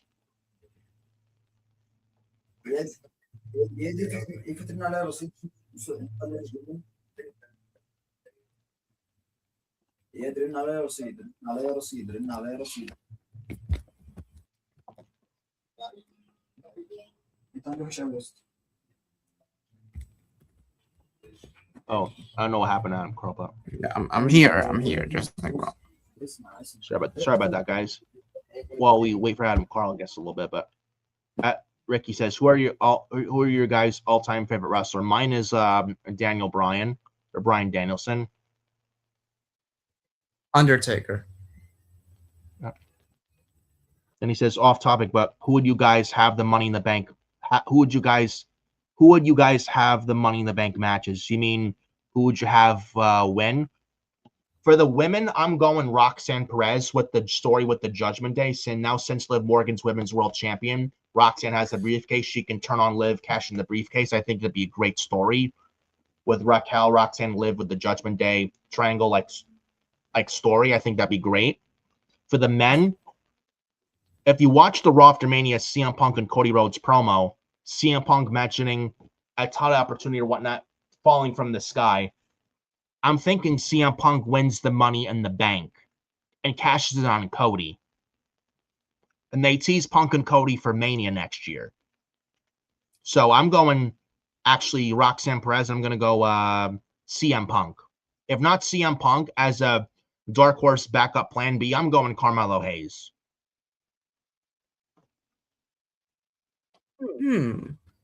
Nice picks.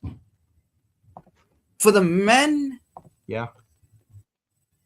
For the men's Money in the Bank ladder match that I would have win, I would actually have Finn Balor win the men's Money in the Bank ladder match. Ooh, that's a bold pick.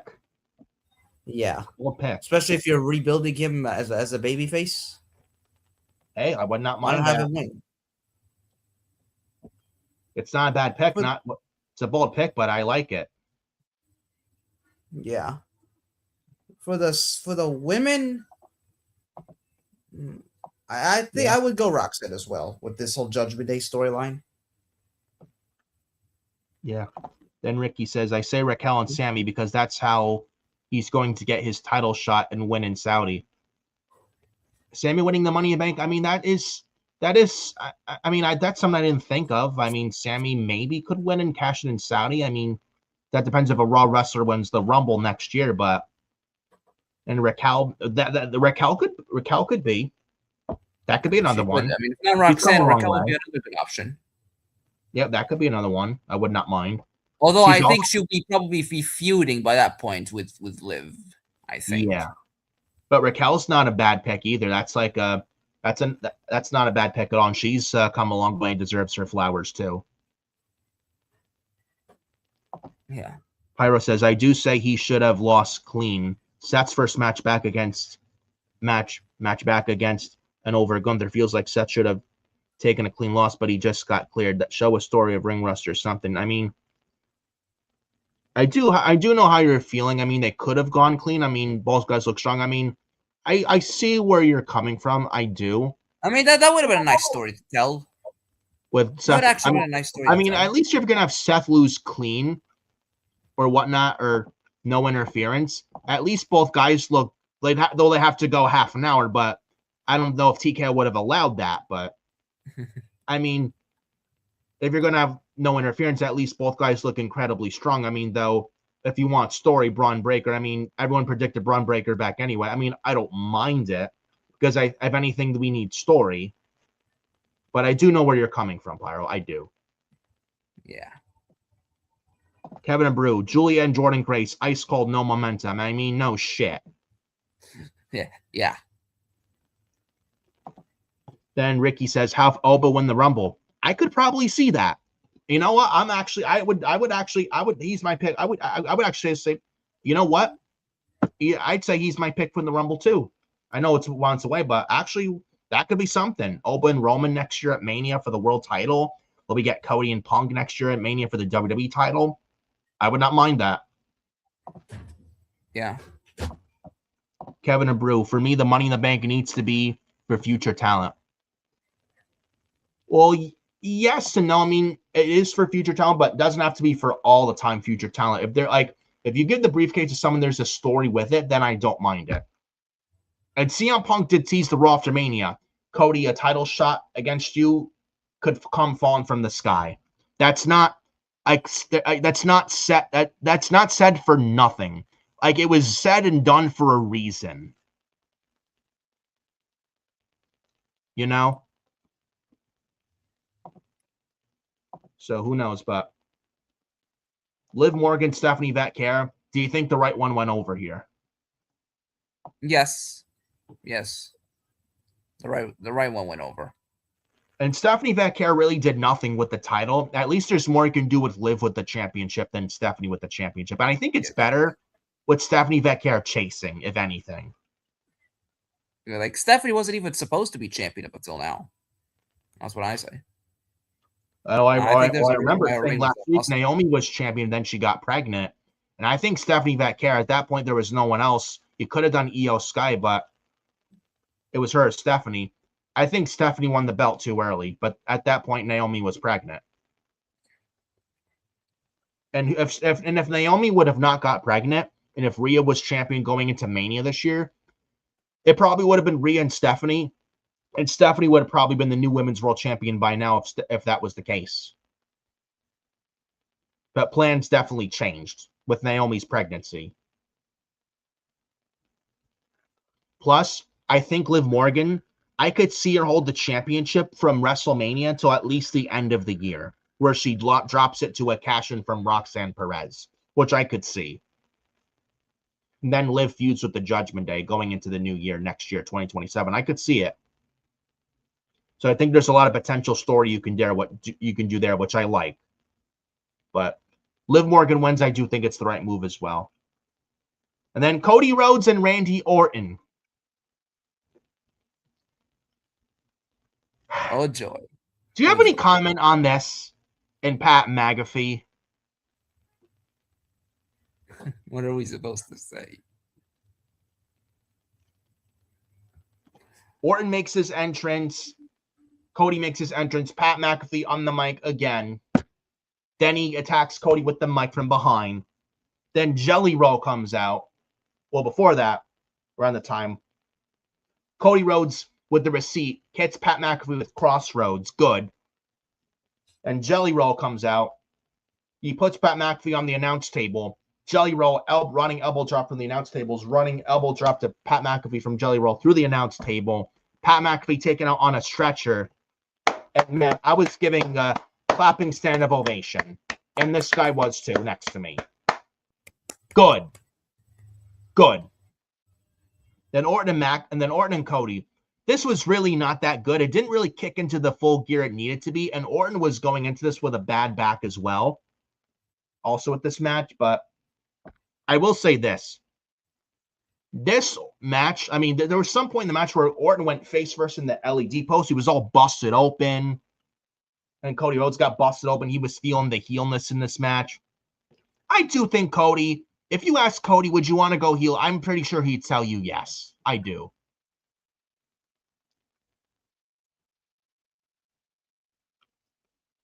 Honestly. Absolutely. Yeah. Now, the finish of this match and post-match. Cody Rhodes, well, they were stealing each other's moves as well, finishers and stuff. Then Cody goes for a Cody cutter or an RKO in midair. Pat McAfee, neck brace worn, comes out with a referee shirt. I'm like, oh my God, are you fucking kidding me? Pat McAfee in a referee shirt makes a 3 count. 1, 2. Cody kicked out.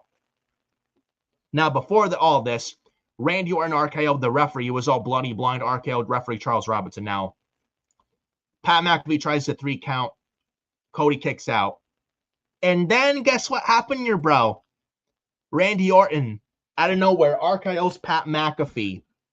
Cody Rhodes from behind. Crossroads on Orton. 1, 2, 3. And Cody Rhodes retains the WWE Championship. Then after the match, Orton hits Cody in the head with a title belt. And then, this is all post-match. And then, after that, Randy Orton punts Cody Rhodes in the head with the punt. And that's how WrestleMania 42 Night 1 ended.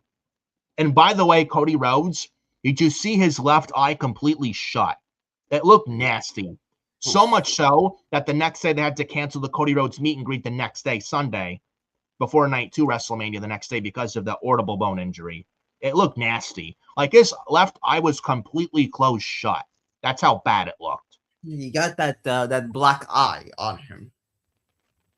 Yeah. Got that black eye. It looked nasty, bro. God, looked horrifying.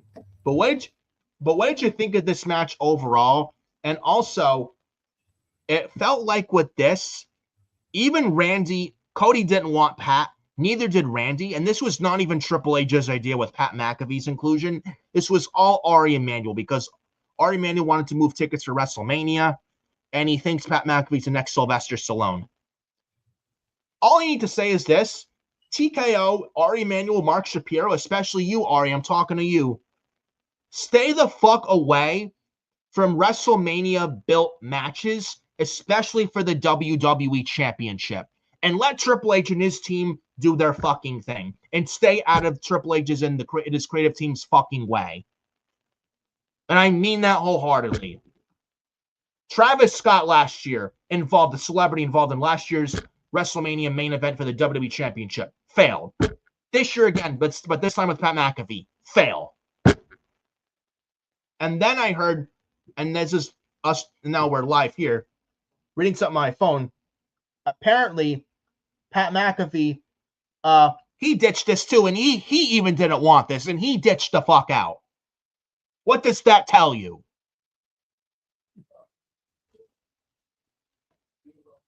This match was fucking boring. It didn't even hit the gear it needed to be.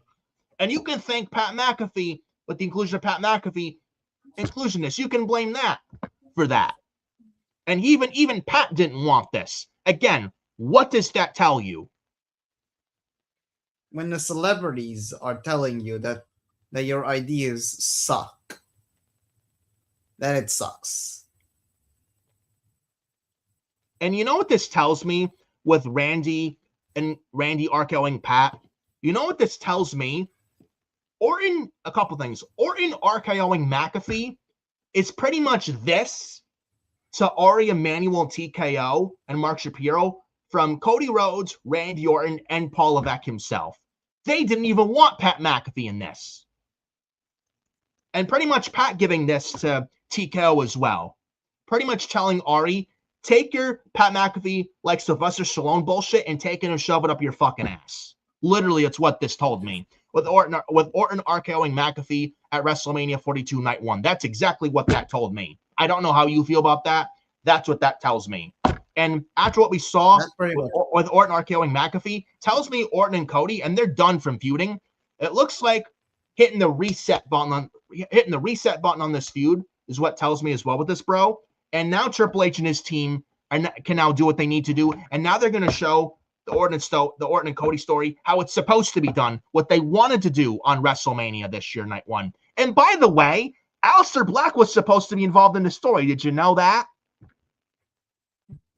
Aleister Black could have technically main evented WrestleMania, but Aleister Black and even Sami Zayn, because he was involved in this too, having verbal backstage arguments with Cody Rhodes with Sami Zayn. Sami Zayn and Aleister Black, and this is what pisses me off the most, bro.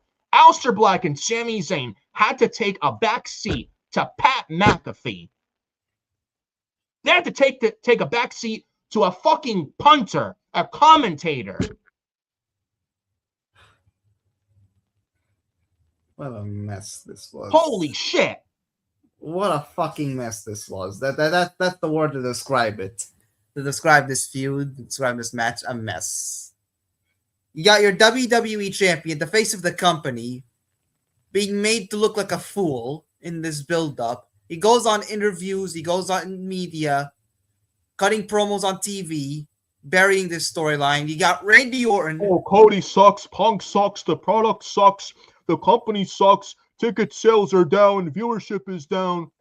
Oh, that's being a good heel. You bring realism to TV, that's good television. Oh, he's getting you talking, so it's working. He's getting you all fired up and riled up. It's doing its job.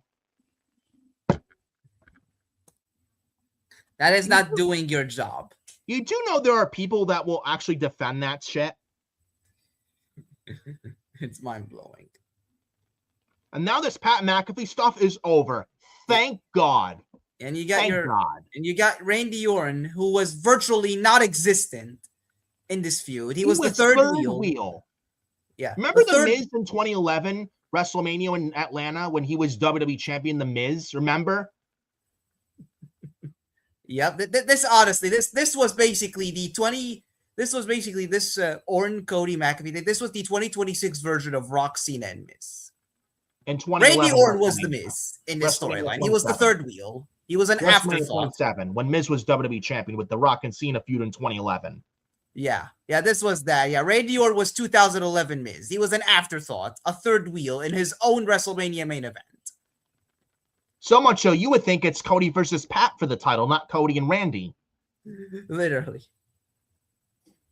God, this was like, but this shit was terrible. This was a fucking clusterfuck. Literally.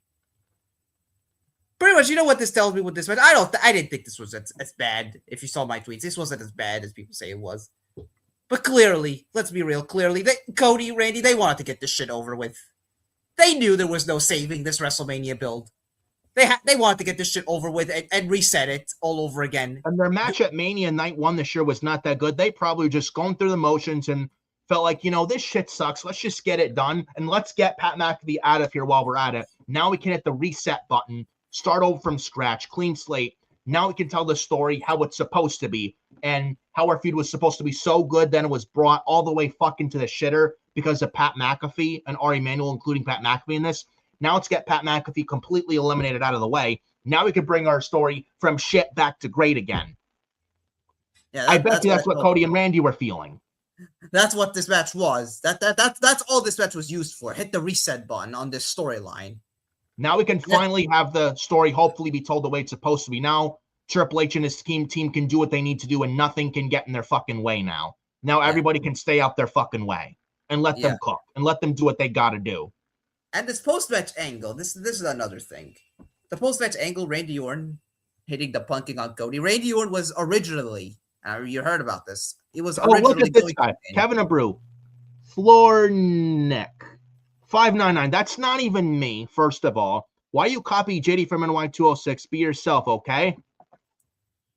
Who are we copying here?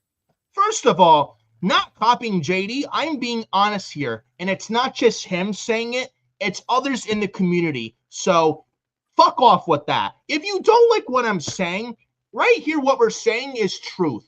This shit sucked. It's not just JD saying it. A lot of people are saying this. You're probably one that was okay with Pat McAfee's inclusion. And if you don't like what we're saying, fuck off. Go listen to somebody else who's going to sugarcoat and blow smoke. This is the main event. This is the main event of WrestleMania. Okay? This isn't TNA Bound for Glory. This isn't AEW All In.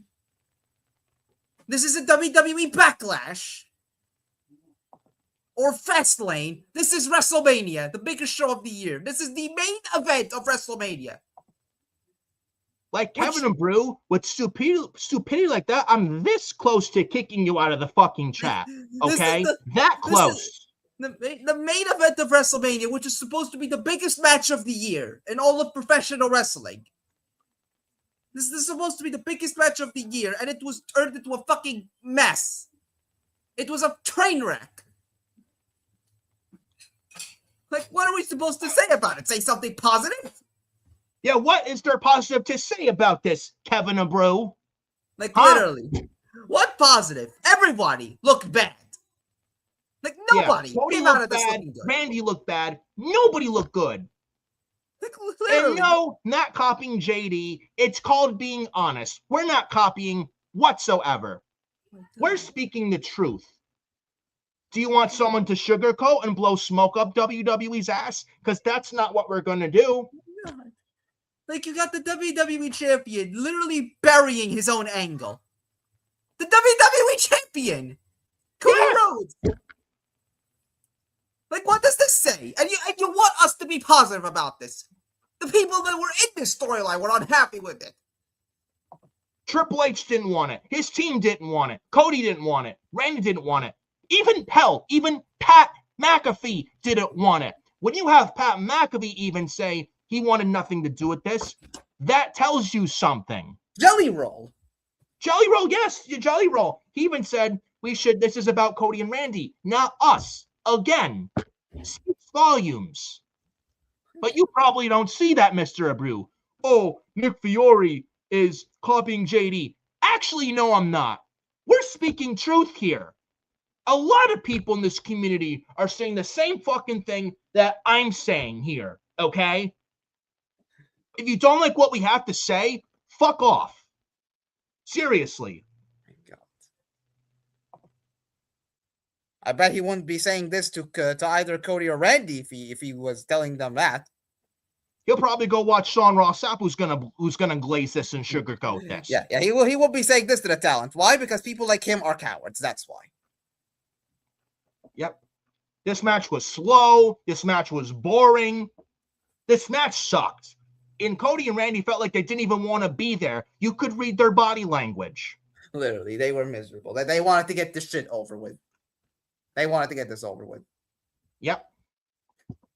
Thank God Pat McAfee is out of this. Thank goodness. Yeah, it's like, what a clusterfuck of a storyline. I mean, maybe now that there's no celebrity involvement, they could get this storyline back on track. And they tell the story that they should have been allowed to told during this build. And Aleister Black, had Ari Emanuel not interfered in the story, bro, Aleister Black could have technically main evented WrestleMania, help Randy beat Cody for the WWE Championship at WrestleMania. A potential alliance with Aleister Black, Randy Orton. It's something no one expecting. It's an odd pairing. But it's different. It's something fresh, and that's something SmackDown absolutely desperately needs. They need something that would be something for them. They could probably still do now. They could probably still do it now that they can tell the story over from scratch. Now that Pat McAfee's completely out of the picture, that could still happen now, and I would not mind it. And Aleister Black even said, "I want the 09 Randy Orton back." We could still get that now with a potential alliance now with Aleister and Randy. We could. Now that McAfee's gone. And Sami Zayn lost the U.S. title on night 2, by the way. You can include Sami in this too. Because Sami Zayn was never... I don't think he was supposed to be the U.S. champion going into WrestleMania. Who's to say Ari getting involved in the Cody Randy stuff with Pat McAfee?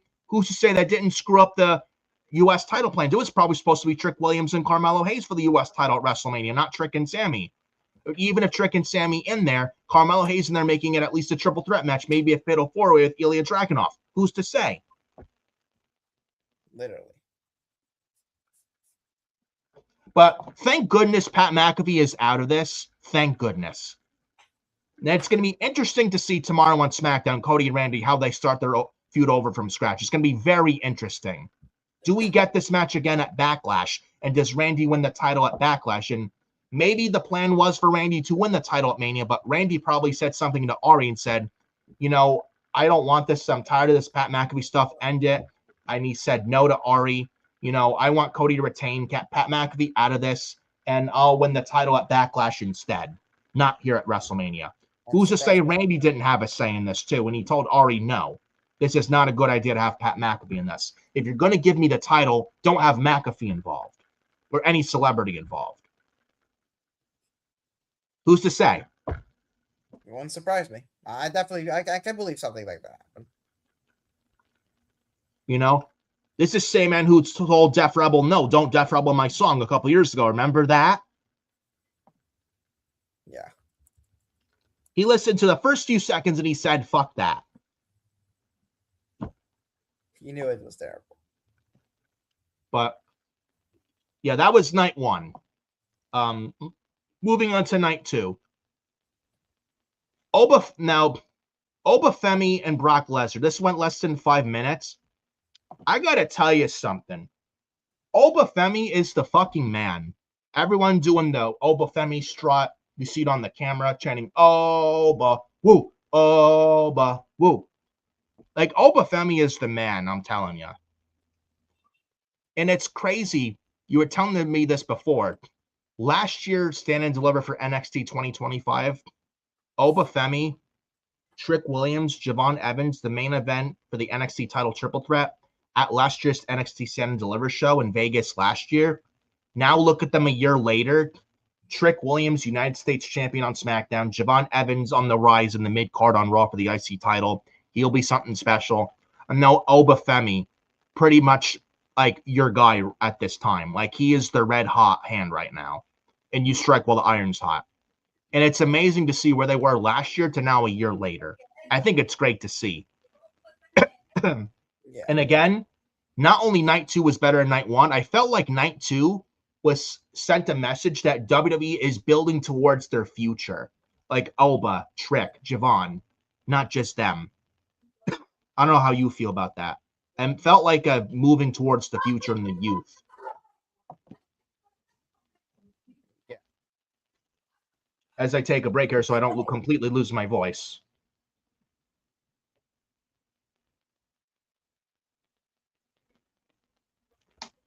Now, I thought the way they booked it, I thought this was booked excellently. I think it's safe to say Obafemi's a main man. Yeah. Could this have gone a few more minutes? Yes, but I think they did this fine for what it was. Yeah. And Oba, he just turned 28 recently. Yeah, happy birthday to him. I think it was yesterday, so no, it's a day late, but happy birthday to Obafemi. And another birthday today. He was the host of WrestleMania. Today's birthday, 49th birthday to the one and only John Cena, Mitch's favorite, John Cena. Yeah. So happy birthday to both guys. Yeah.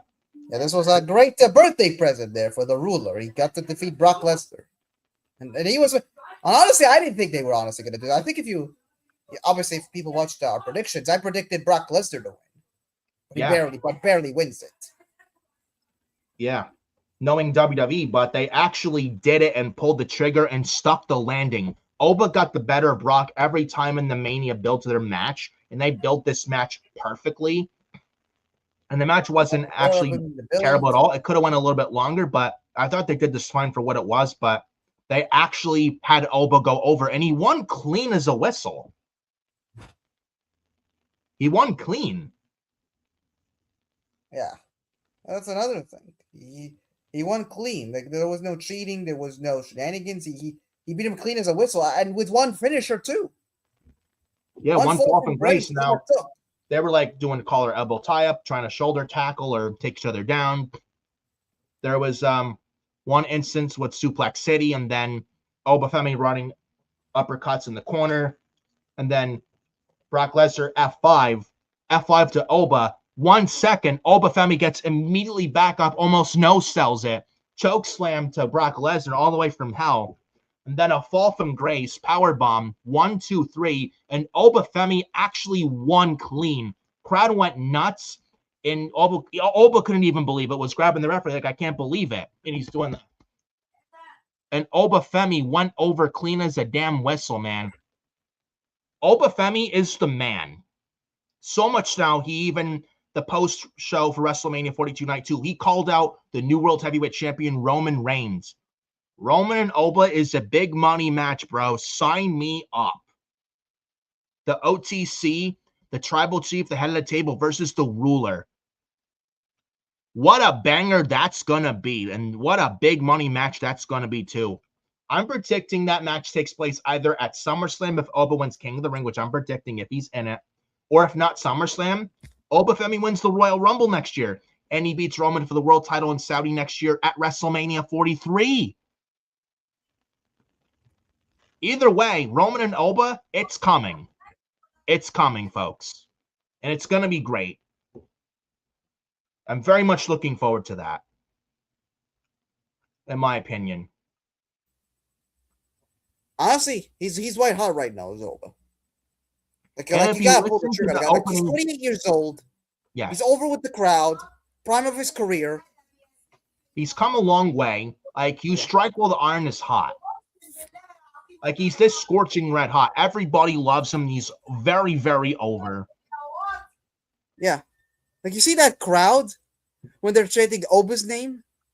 Yes. Everyone doing the strut they showed on the camera. Oba, woo. Oba, woo. Yeah, and on our Raw, they're chanting his name, and he says, "I am the ruler," and they're cheering him.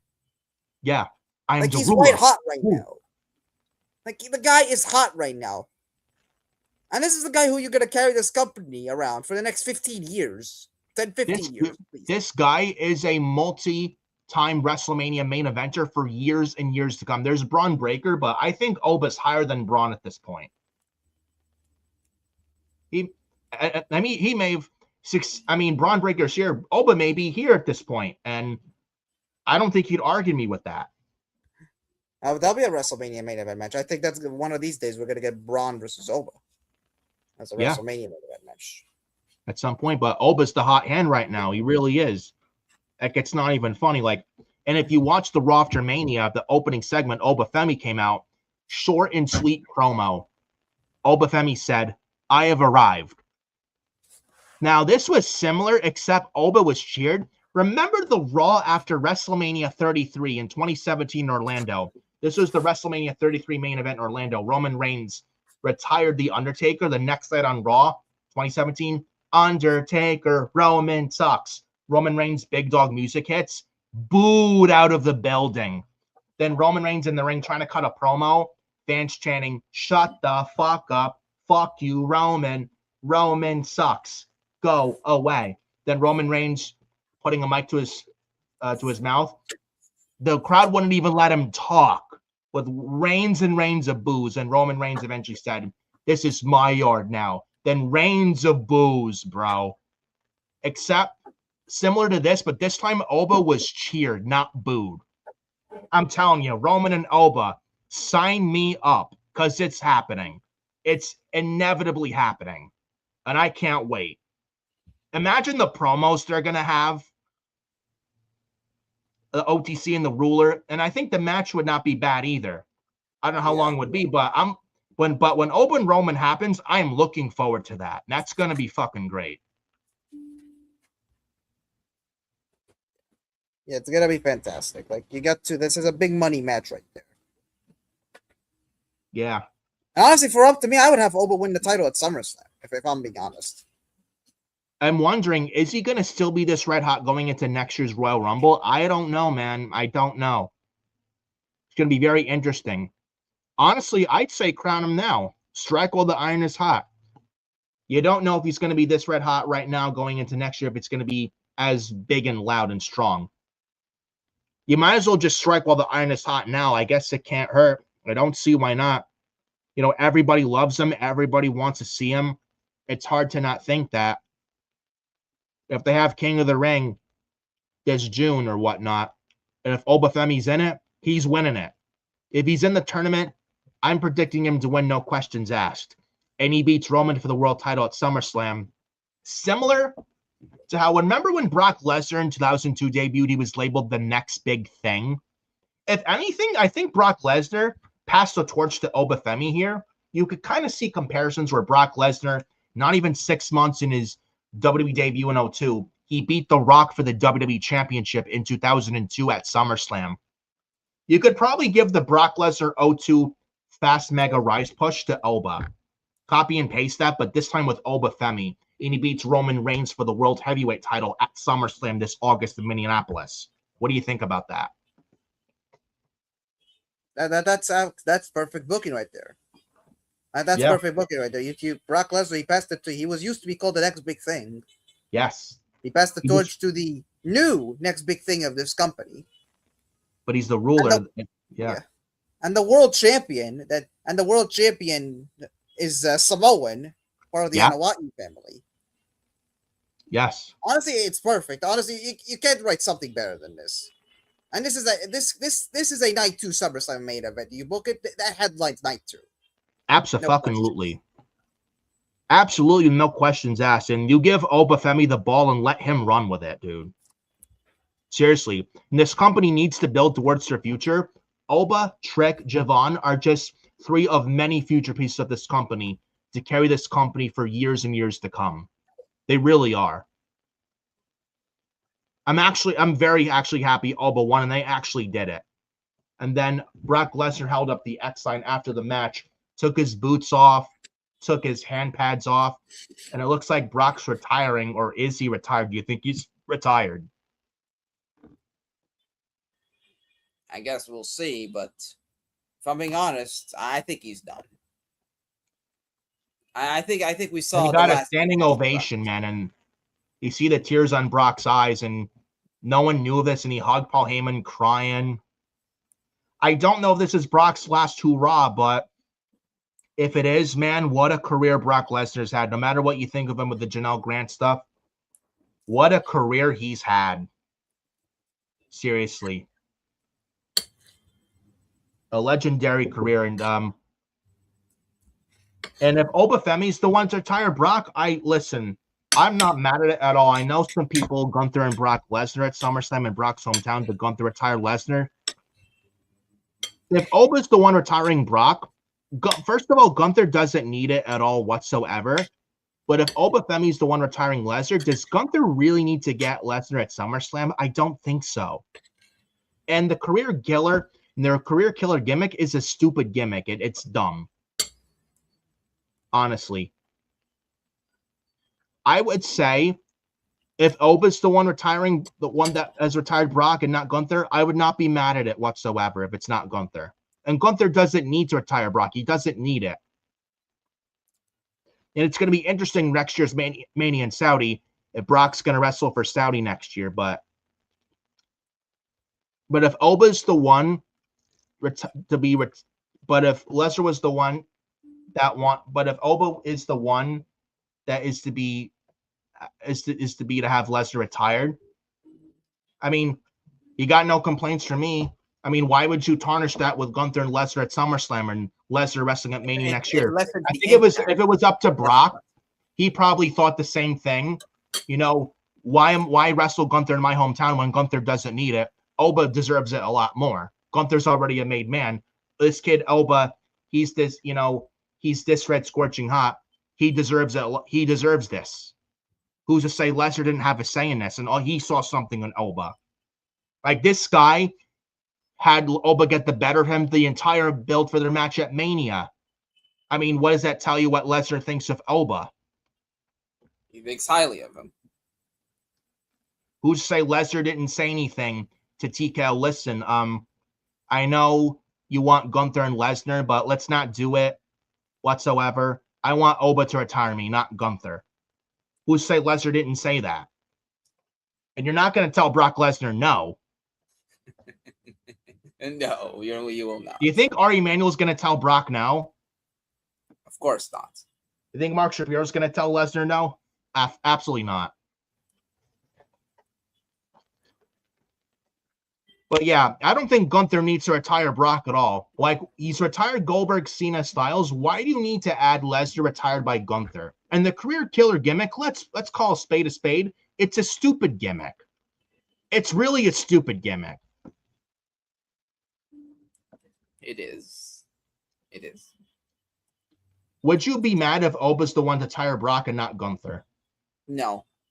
If anything, it gets people to take Oba seriously. Being the guy to take down the beast, and he was his retirement match. If anything, what do you do with Gunther at SummerSlam? If Oba is the world champ by SummerSlam, Oba and Gunther at SummerSlam for the world title with Oba defending, or you could do Roman Reigns defend the world title. If we don't get Oba and Roman for the world title at SummerSlam, we get it at Mania next year instead. What about SummerSlam this year for the world title Minneapolis? Roman versus Gunther. That's another match you could book. No, it was supposed to be, according to the Observer, Gunther and Roman for the world title coming right out of Mania. Now we got Jacob Fatu, Roman Reigns for the world title going into Backlash.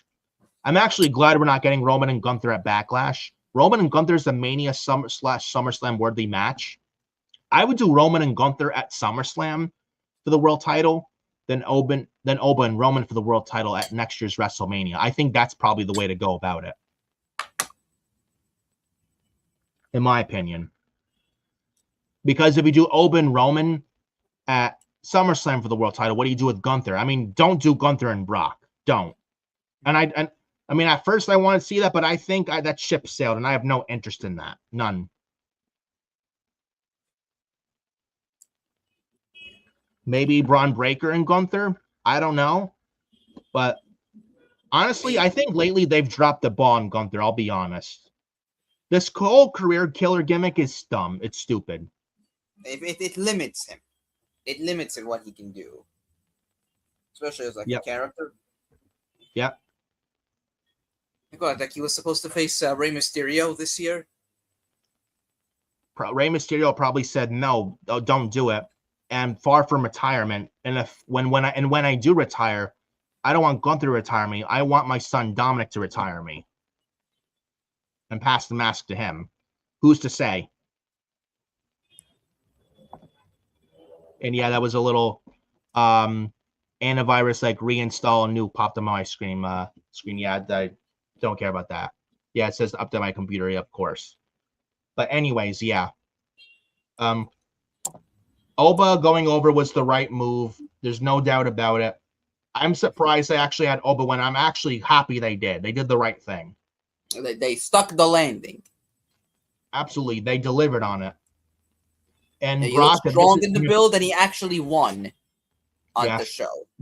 And if this is Brock's last match, I mean, thank you to Brock Lesnar. He's done everything, and he deserves to be retired if he wants to retire here. He deserves it. Maybe in 2027. Maybe he gets inducted into the Hall of Fame. Maybe we'll see. But Oba goes over Brock. Now this match, 6-pack ladder match for the Intercontinental Championship. Holy shit! This ladder match may be the best ladder match I've seen in a long, long time. Javon Evans, Dragon Lee, Penta, Rusev, JD McDonough, JD McDonough, and Rey Mysterio, man. Some crazy ass spots. And after this match, all 6 guys, whatever they're being paid now, they deserve a raise for the bumps and spots they did. This match was so good. So good. We had Rey Mysterio seated senton to Rusev on the outside through a stacked ladder. The ladder broke in fucking half. We had JD McDonough take crazy bumps. I think like a Penta, like Mexican Destroyer off like nearly top ladder, but like a sandwich ladder, like horizontally. And JD McDonough went headfirst through one of the rungs of the ladder, which fucking looked brutal, man. We had like a Spanish fly near the top ladder from McDonough. I think the Dragon Lee. This was fucking crazy, man. Yeah, Javon Evans, OG Cutter, halfway across the ring to Rusev when Rusev's climbing the ladder. OG Cutter from Javon Evans, man. Holy fuck. This was fucking crazy. This was absolutely insane. I love this match. What did you think? That was an incredible match. Like that was incredible. There was a bunch of creative spots. There was a 619 with the ladder, which I'd never seen before. Yeah. For Rey Mysterio, that never seen it before, so it was very creative. Usually, these matches you've seen all of them, but this was very creative. The spots they did. Honestly, the best ladder match in years, and this is going up there as match of the year candidate when it's all said and done. Yeah, that was amazing. Like all of them, they definitely like it. It was for the Intercontinental Championship. That was their one goal, and they broke their backs out there to put on a great WrestleMania match and have a moment. Like everybody got their own WrestleMania moment in some way. Absolutely, all 6 guys. I would be shocked if they don't get a raise, and they deserve a raise with the stuff. Whatever money they got for working this card, I hope they doubled it for working it. I hope they got double the WrestleMania payday just for working the ladder match. They deserve a raise. They deserve a raise, and they pretty much earned a raise. Yeah.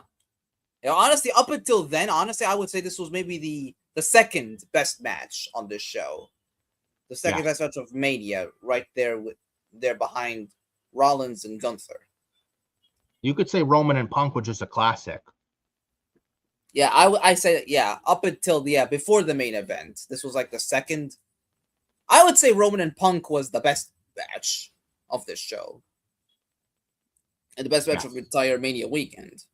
But I would say this ladder match was a top 3 match for the weekend and one of the best matches of the year. But Penta retains the IC title as he should. He just won, and there was zero reason to take the championship off him. They made you believe that he could lose the championship, like McDonough almost won it. Javon Evans, crazy like Spider-Man in the ring. He was so close to winning too. Rusev even looked strong. All the Dragon Lee, all these guys look very good. Almost, they made you believe the 5 challengers had a shot of winning and almost won, but Penta won, which honestly the right move. But this could have gone either way. This was great. And zero reason to take the title off Penta. And ever since Penta won the IC title, hear me out. The IC title has never looked better. And it's actually been a lot better ever since Penta won the title. Ever since Penta won the title off Dominic. Ever since Dominic lost that IC title to Penta over like almost 2 months ago, I feel like the title's been a lot better off for it. And it's actually felt like meaning something. There's at least focus on it. Like the Intercontinental Championship is the workhorse title. And Penta has really put that into that lately. Like a fighting champion, having the title be prestigious, having it mean something. This was no different. I know I'm not the only one who feels like that way, but I'm sure you feel the same way too. And man, does that IC title picture seen on Raw look really stacked. Especially then Ethan Page was called up to Raw after Mania. All ego Ethan Page, yes. Former NXT champion, former NXT North American champion, now on Raw, called up from NXT. He also got Joe Hendry in the mix. Sheamus when he comes back. Rusev looks strong. Javon Evans is in there. Penta. Man, oh man. Is that Raw IC title scene fucking stacked or what? Yeah. They may have the most, this may be the best mid-card division that they got in WWE right now. Yeah, you got Finn, you can enter Finn Balor in there too. Finn Balor there too. Yeah, JD McDonough. Yeah. Dragon Lee. Yeah. I love it, man. Joe Hendry's in there too. He's called up from NXT. You can include Joe Hendry in there easily. Rusev looked like a monster even off the Raw after Mania. Talk about that, but this was some great stuff, this ladder match. I've not seen a ladder match this good in a long time. And honestly, and imagine, bro, if this was a Money in the Bank match. I wish they would cancel the Money in the Bank gimmick pay-per-view and have the Money in the Bank matches returned at WrestleMania. One for the women on night 1 and one for the men on night 2. I wish they would go back to that, man. Remember WrestleMania used to have remember the Money in the Banks at Mania made Mania actually feel like a WrestleMania. I miss those, man. I really do. Like it had an attraction for WrestleMania. That's what they're missing. If Money in the Bank matches returned at WrestleMania, I swear to God, WrestleMania would be a lot better off for it. A lot better. A lot better off for it. You know what I'm saying? I mean, I'm sure you feel the same way. I can't be the only one who feels that way. That misses Money in the Bank matches at WrestleMania. Yeah, absolutely. Like, imagine this was a Money in the Bank match, these 6 competitors. Man, it'll be a match, be a fucking absolute banger. I mean, this was, but imagine if it was actually for a Money in the Bank briefcase. Makes me think, we don't need Money in the Bank gimmick pay-per-views. Like, we don't need them. And the one Money in the Bank is after SummerSlam later this year in September in New Orleans. I don't know, man. But this is great stuff. Speaking of great stuff, Trick Williams. We love Trick Williams. Whoop that Trick. He was out there with Little Yachty. And man, what an entrance cape for Trick Williams. His long cape, I don't know if you caught it. It was as long as the WrestleMania ramp. That white cape, long cape, man. Literally. He's out there with Little Yachty. But bro, I gotta be honest. If I didn't say this, I'd be lying to you. We had to have Booker T out there be a hype man for Trick Williams. Booker T. That's all this was missing. If only Booker was there, at least on commentary. Whoop that Trick. Whoop that Trick. Whoop that Trick. I like it. Whoop that Trick. Oh yeah, man. Yeah. This is the one time, honestly. This is the one time Booker T should have been there. Just for this entrance. He would have been perfect for this. Yeah. I know we got Little Yachty, but I mean, I guess beggars can't be choosers, right? Yeah. But we did have Sami Zayn come out next The pairing match. though was actually good. I'll give them that. Who? Yachty and Trick. Yeah, Little Yachty. Actually, the pairing. But this match went 7 minutes. Trick Williams won the U.S. title off the trick shot. I think it was the second trick shot. And Trick Williams won the U.S. title. Now, there was no double turn, but Trick Williams is your new U.S. champion. Maybe it happens on the SmackDown after WrestleMania. Maybe, who knows? But, I mean, I will say this. I mean, happy for Trick Williams, won the U.S. title. I mean, this should have went longer than 7 minutes, a lot longer than 7 minutes, I'll tell you that. But minus that, I'm happy for Trick Williams. And again, they're building towards their future with Oba Femi, Javon Evans, Trick Williams. And look where they were a year ago. And look at them now. Like, just look at this year. Look at this year's Mania card. Like, Braun Breaker, he laid out Seth Rollins. Yes. Oba Femi defeated Brock Lesnar. Javon Evans had that ladder match. And Trick Williams won the U.S. title. Yeah. They're building towards their future. And they need to build towards their future. And it's great to see Oba, Javon, and Trick succeeding on the main roster after being called up from NXT. You love to see it. Yeah. 1 year ago, they were at main eventing Stand and Deliver for the NXT Championship. Yeah, but that's when Oba was the NXT champion. Yeah, I think this was his first reign. Yes. Yep, that was his first reign.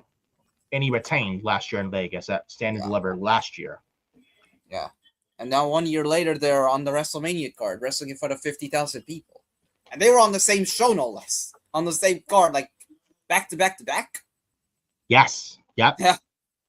That's remarkable. That's amazing. Yeah. But happy for Trick Williams, though. No double turn, though. Do we get a double turn still? Now, I'm sad we didn't get Carmelo Hayes in this. Do we get Trick and Carmelo feuding after Mania, coming out of Mania here? I think so. Because I think they had Trick Williams, mocking Carmelo Hayes for losing the belt, not being in Mania.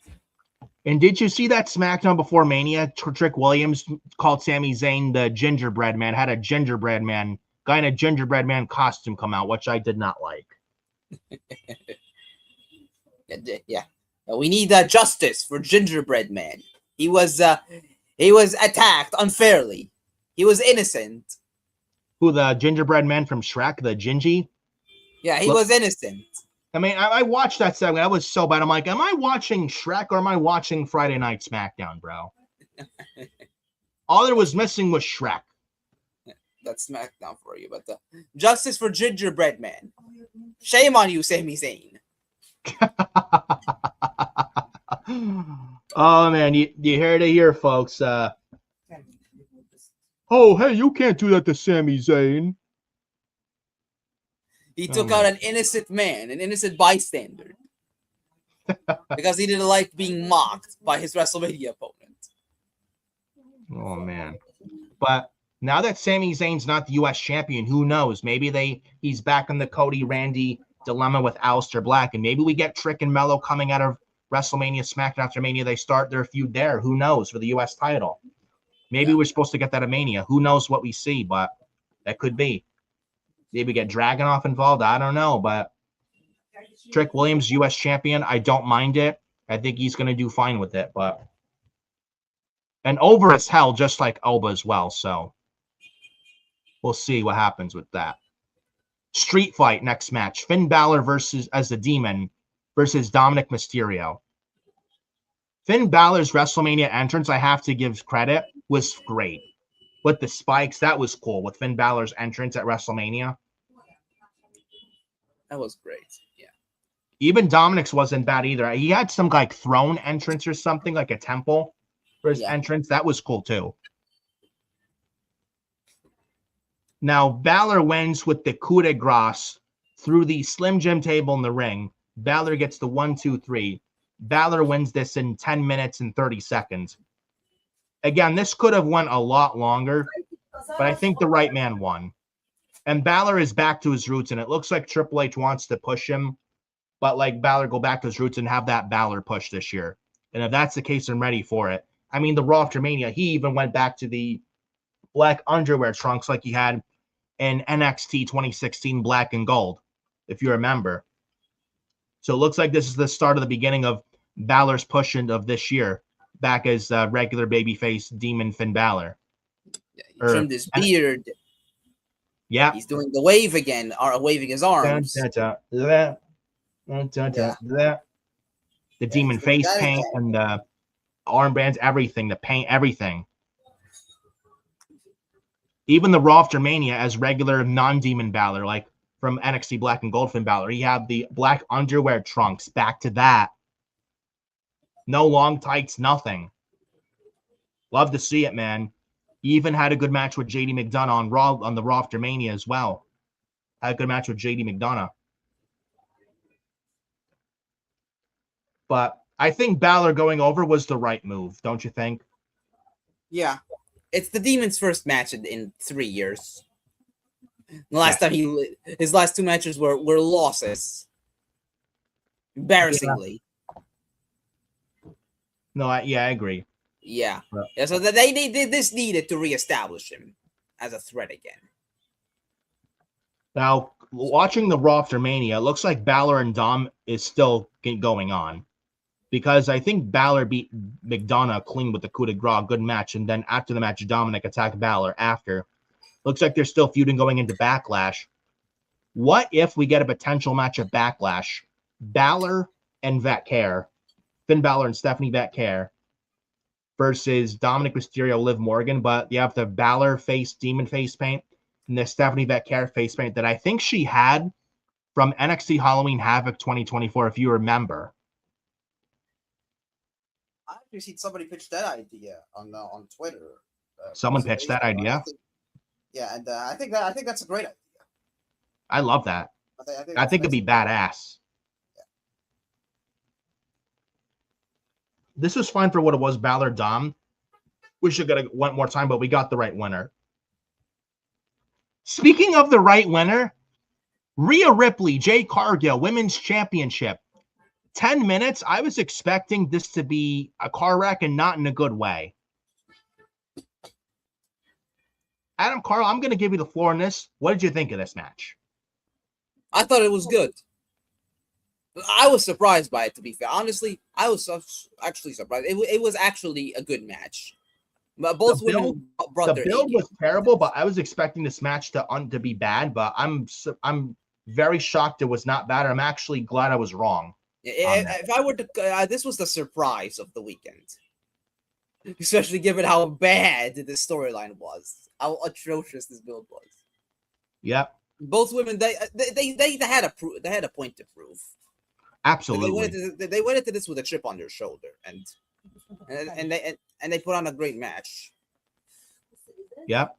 This was probably Jade's best match in a long time.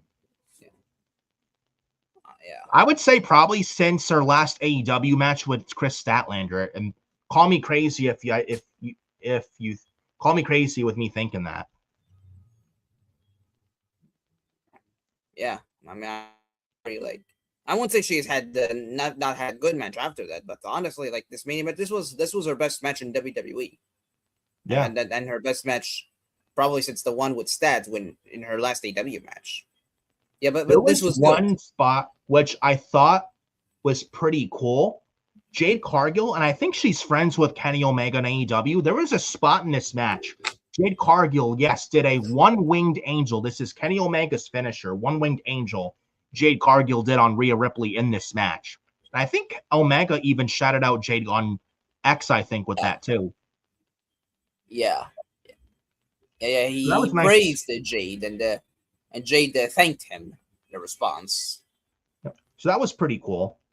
Yeah. And it's something I didn't expect for Jade to pull out.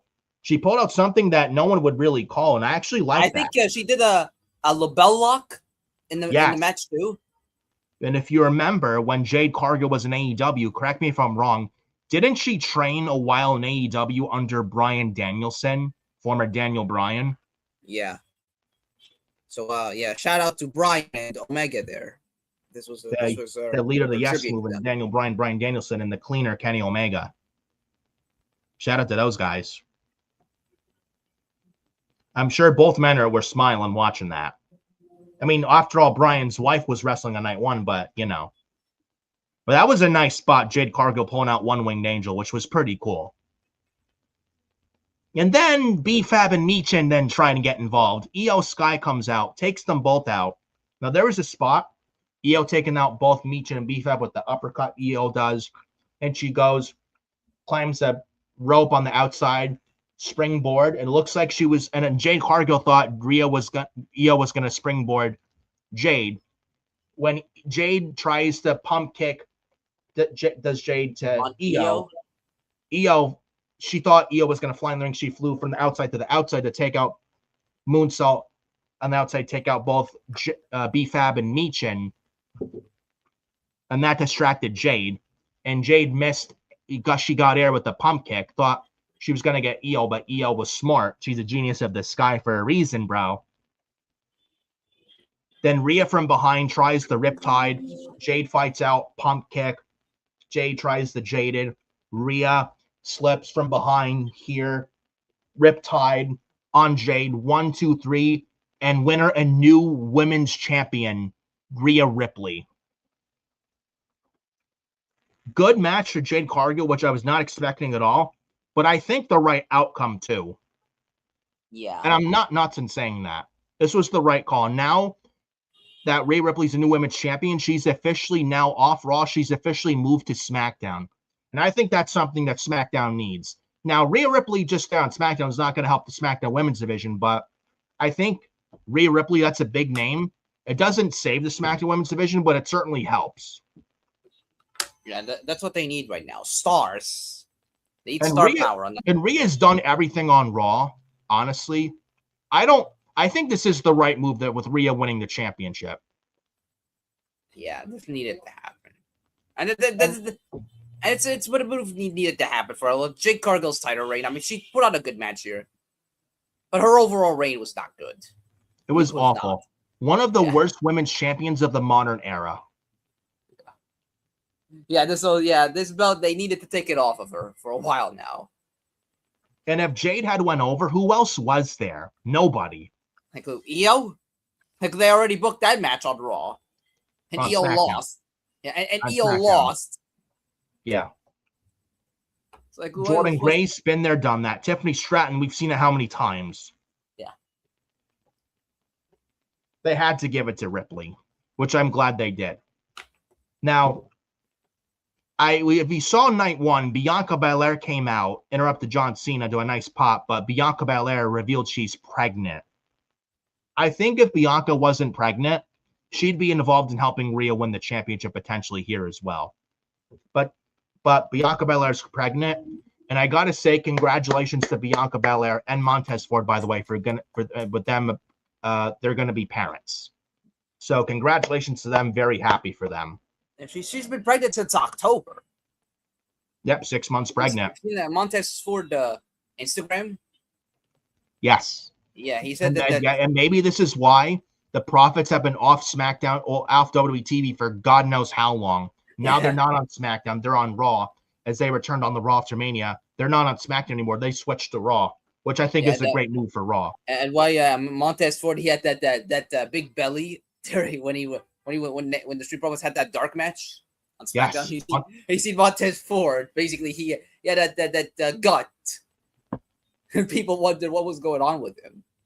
Probably had too much Shake Shack or McDonald's or something. Wondering, eating McDonald's. Yeah, well, don't tell JD that. And JD McDonald's. Yeah. JD McCrispy. Yeah. Yeah, don't tell him. Yeah, but people wonder, like, what was he not eating well? Was he injured? People were wondering. Hey, now we know why. He disappeared off the face of the earth.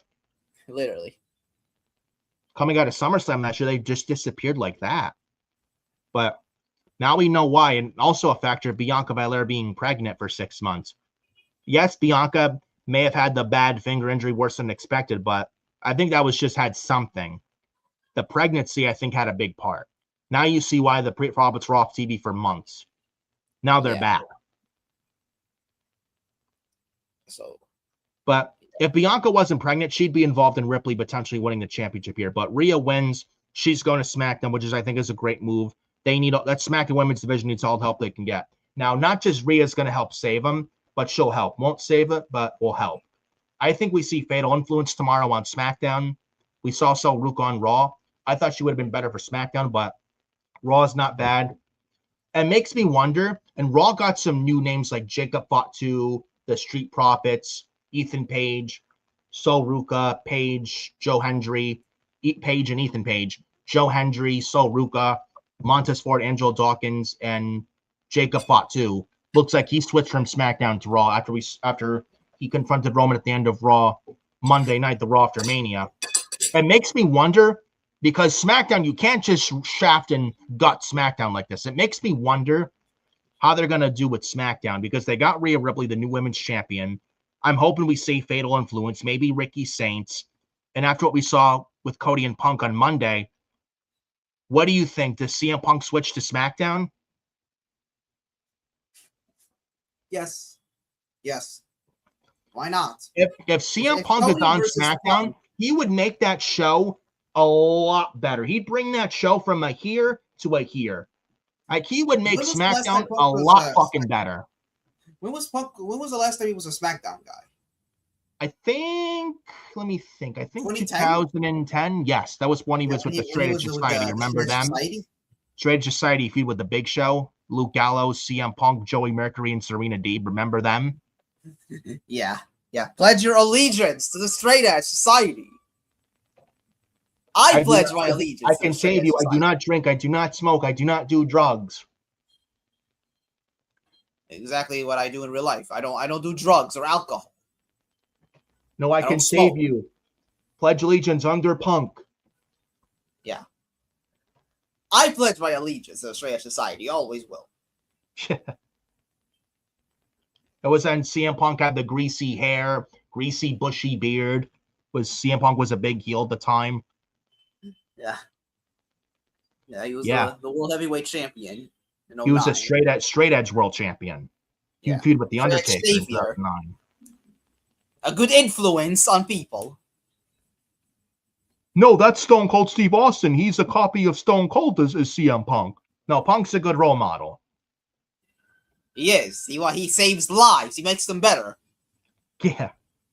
But CM Punk on SmackDown, if he switches to SmackDown, we may see him tomorrow on SmackDown. I'm telling you now, if CM Punk's on SmackDown, he'd make that show a lot better. Like, that show needs all the help they can get, bro. All the help they can get. I feel CM Punk, I don't know what you feel. CM Punk on SmackDown, a game changer? Yeah, he is. I mean, he's a big star. And now that Roman Reigns is the world champ on Raw, and by the way, Roman Reigns' contract expired after Mania this year. He signed a new deal, apparently. Apparently, he's full-time again. And now that Roman Reigns is the world champion on Raw and full-time again, there's no reason for Punk to be full-time on Raw anymore. He's done everything as he could as world champion on Raw. He's fought everyone and done everything on Raw. There's nothing left for CM Punk to do on Raw. Whereas if you move him to SmackDown, it's a nice new change of scenery. It gives SmackDown the help it absolutely desperately fucking needs. And it's a nice change of scenery and gives SmackDown all the help they can get. And it's a lot more fresh for CM Punk on SmackDown. It feels like a breath of fresh air for SmackDown and for CM Punk himself. Like, look at the matches Punk on SmackDown. CM Punk and Aleister Black. That's a dream fresh match. Aleister Black, Randy Orton relive their rivalry from 2011. CM Punk and Trick Williams, Ilya Dragunov, Sami Zayn, before we get Punk and Cody. There's a lot to do with Punk on SmackDown, man. There's a lot. CM Punk and Royce Keys. Yes. That too. Ricky Saints, if he's called up, will we see him tomorrow? Relive their days. Relive their days in AEW. Yes, CM Punk. When Punk faced the Hobbs at the Grand Slam. Yep, Punk and Royce Keys, Punk and Ricky Saints potentially, if we see him tomorrow on SmackDown, called it from NXT. CM Punk versus, who else you got on SmackDown? There's others you got like Tama Tonga, Shinsuke Nakamura. There's a lot, Carmelo Hayes. There's more for Punk on SmackDown at this time that there is on Raw. I think CM Punk moving to SmackDown, honestly is the right move to make, and I hope they make it. Here's something that they do. Here's something they do. Randy Orton and Aleister Black versus Cody Rhodes and CM Punk. I would love that. And Yeah. especially if you get Cody and Randy, with Cody and Randy, their feud starting over from scratch. You get Cody and Randy feuding coming out of Mania, but going into at least Backlash, Cody and Randy. CM Punk and Aleister Black, I do not mind at all. I would love to see that. We've never seen that. I think that would be great. And I think Aleister would, and I think Punk would make Aleister a lot better off for it coming out of that potential feud as well. I do. Like, Punk and Aleister would be awesome. I hope they do that. And I hope we see Punk tomorrow on SmackDown. I think it's the 100% move to make, no questions asked. Didn't Punk and Black work in AEW? I don't know. They may have done so, but not in WWE. I don't know. I don't think it was a singles match though. Was it something with Punk and the House of Black? Maybe a trios match or something. That was when Collision just started 3 years ago before CM Punk had the thing with Jack Perry. Yes, you're right. Yeah, I think it was Punk and FTR and the House of Black, Malachi Black at the time. And Buddy Matthews and Brody King. Yes. Yep, you're right. The so summer of 2023. Yeah, they did work. They did work a match, but it wasn't a one-on-one match. So you could do that definitely in a WWE ring. Punk versus Aleister Black. It would make Aleister Black look like a main eventer. Absolutely. If he was supposed to be involved in this WrestleMania main event angle, this is a way that put him on a map. That puts him on the map. And you have him there facing the top guys and make him a big deal. Mm-hmm. Because that's exactly what they need right now. They need multiple people that are stars. Especially at a time where SmackDown needs it. Yeah, it's not just Rhea Ripley. I hope we see JC Jane, Fallon Henley, and Lainey Reed, all of Fatal Influence on SmackDown. We could see that.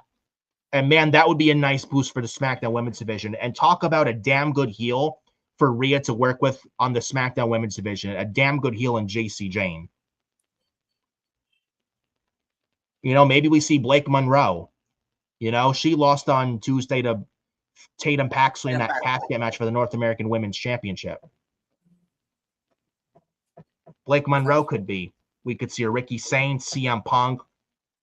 They got to do something. Maybe we see some people from Raw move to SmackDown, maybe like Rey Mysterio, Rey Fenix, or I don't know.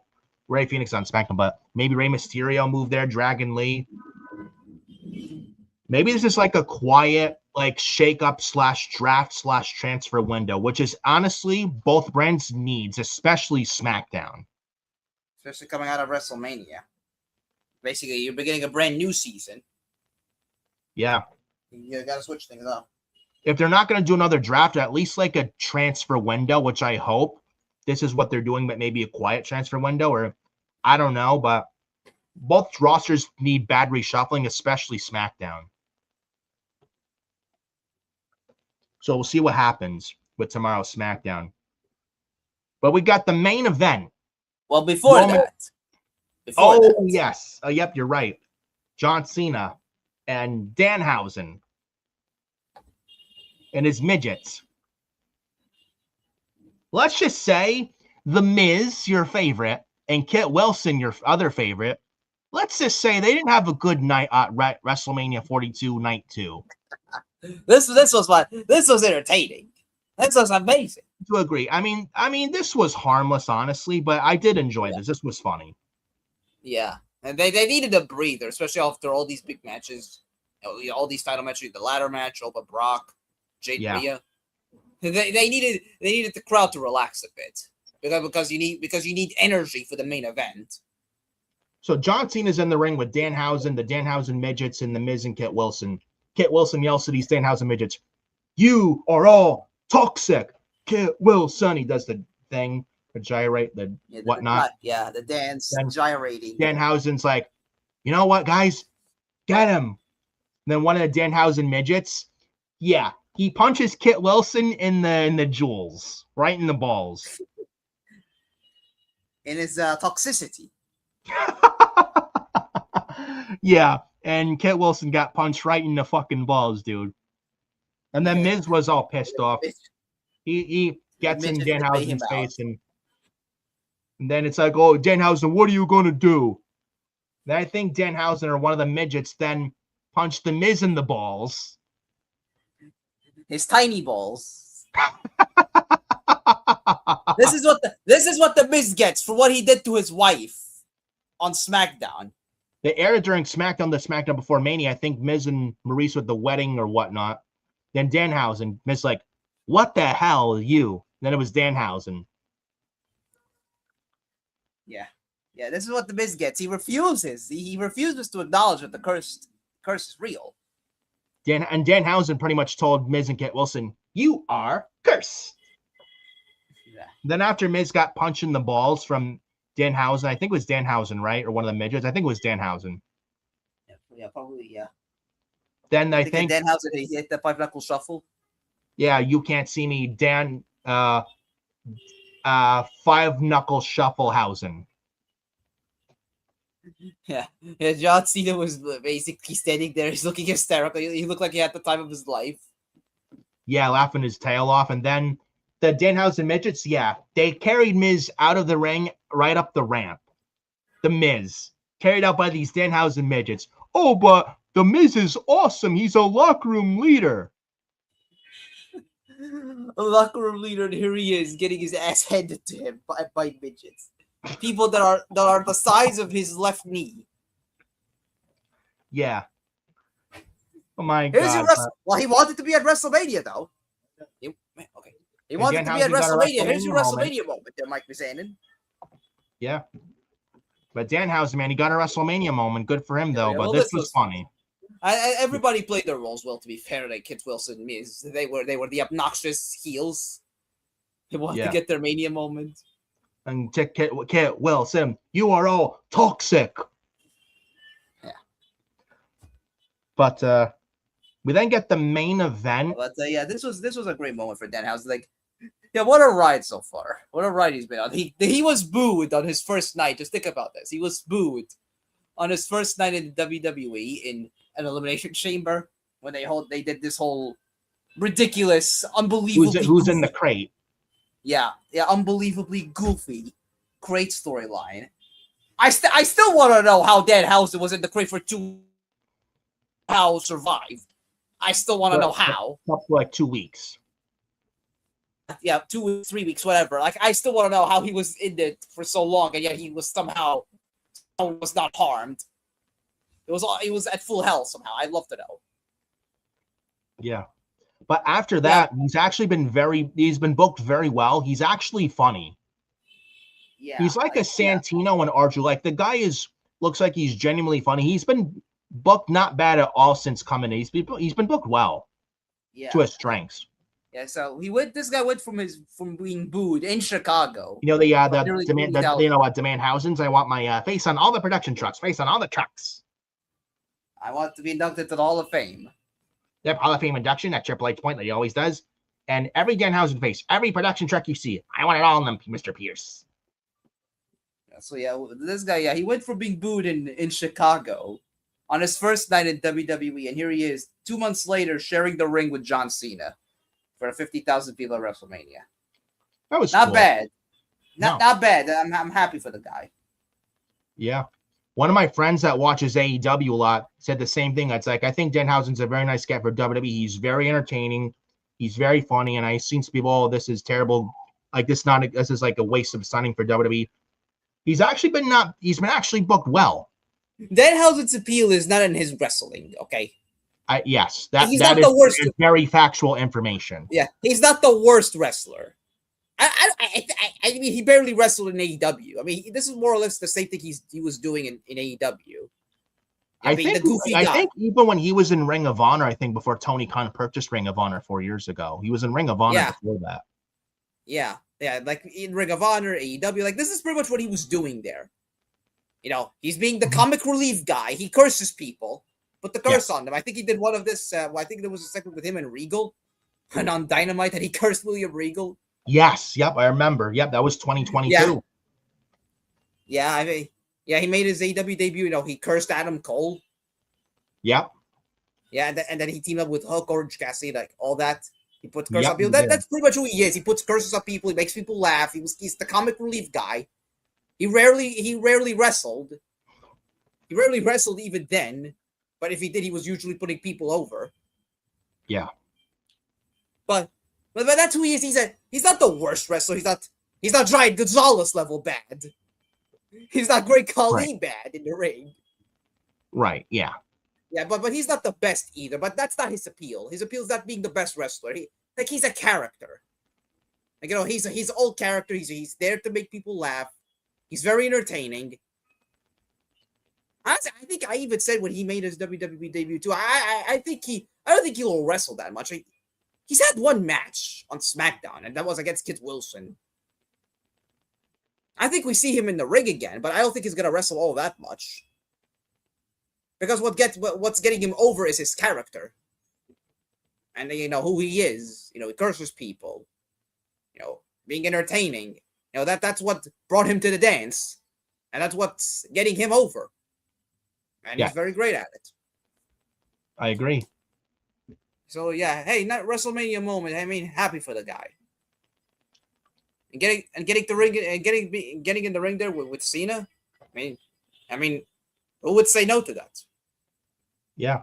And Kit Wilson too as well. You're in there with one of the greatest of all time. You can't get better than that. But John Cena. Yeah, and Kit Wilson too. Fairly, to be honest, as well. Like he got his WrestleMania moment too.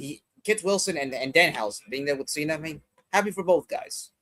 I mean, everybody played their roles well. Wilson, Miz, Danhausen, Cena, the midgets. Yeah, that was an entertaining segment. Yeah. There was rumors that was going to be Danhausen in a match with Mania, I think, with Jelly Roll against The Miz and Kit Wilson. Thank God that didn't happen. I think what we got here was a lot better. Who's to say? Probably TCal wanted it, and someone in creative, who's to say they didn't argue them and say, look, listen, this is not a good idea. This doesn't make sense. Let's think this through.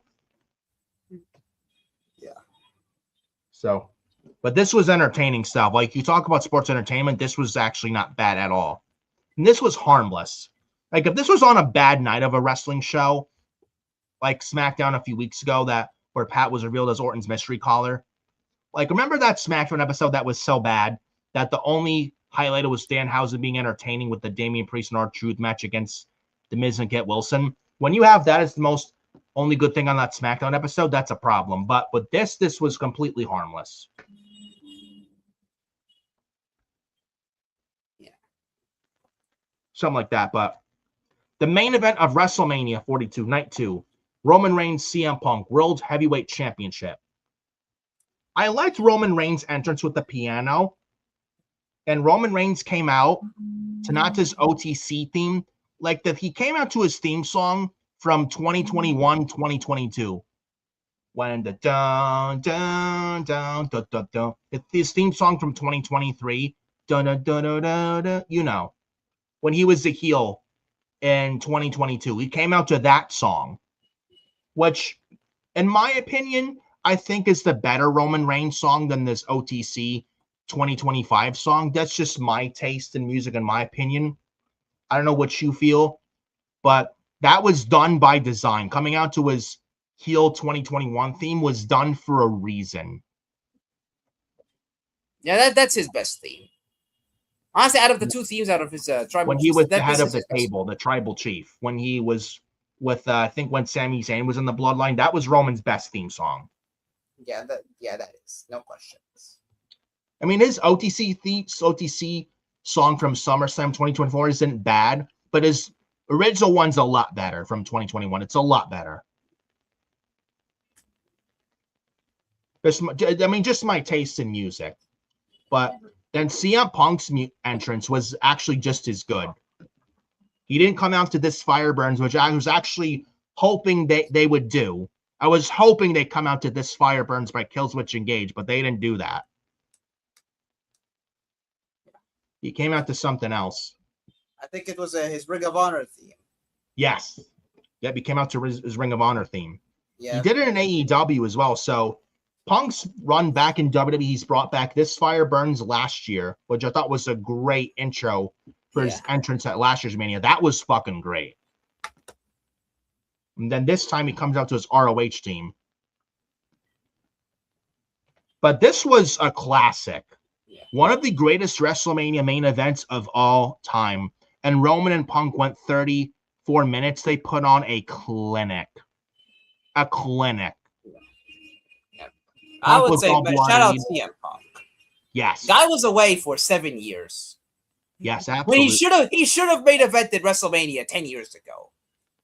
And of course, Vince McMahon, like the idiot he is, The did senile not old give him the fuck main he event. is. Yeah. He didn't give him the main event. He physically overworked him. He abused him. Made him never want to wrestle again. Fired him on his wedding day. CM Wait, Punk had to go. did Vince McMahon try to mute you? Of course. As usual. You know, he doesn't like being wrong, pal. I'm not Vince McMahon. I'm a genius. I'm Vince McMahon, pal. I'm Vince McMahon, damn it. I'm a genius. I'm always right, pal. Yeah. Fuck off. Yeah, fuck Yeah. Vince McMahon. Yeah. Yeah, CM Punk had to return to AEW, and by all accounts, he regained his passion for the business. Yeah. Say what we will about, what happened behind the scenes, but, he regained his passion for the business. He drew well for the company. He became world champion. He made the world title the title on Raw, and then on the Raw flagship show of the entire company, he made the title the championship. Yeah. Yeah, he returned to WWE after the AEW run. An incredible...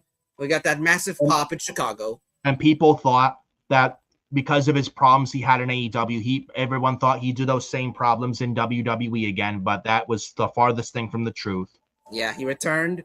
Yeah, he returned with the massive pop in Chicago. And yes, he got injured, which was bad luck at the Rumble. Yeah. But we had that great feud with McIntyre.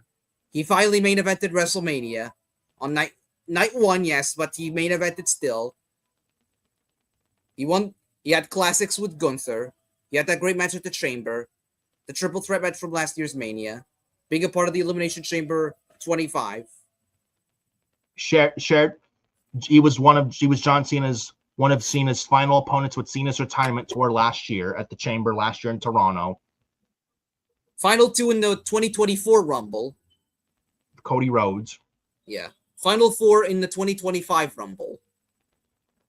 Yes. Yep. He main evented SummerSlam, and he won the World Championship before getting cashed in on. Then he won the belt back at Saturday Night's main event. His wife AJ Lee came back when he brought his wife AJ Lee back to the company. Yeah, his wife returned after 10 years. Another one who Vince McMahon pretty much forced into retirement. Yeah, she never retired. I mean, she was never she never lost anything. She wasn't close to retiring. She didn't retire because of a physical thing. No, she left because she knew Vince would let her go if she stayed. This is what happens when you work with Vince McMahon. He destroys your passion for the business. And Vince was petty towards Punk, and AJ Lee didn't want to get buried hardcore by Vince because Vince had a vendetta against Punk with Vince's fucking pettiness, and she knew, and she got the fuck out. Because CM Punk called out Vince's bullshit. And AJ Lee got out while she had the chance, and she didn't want to leave.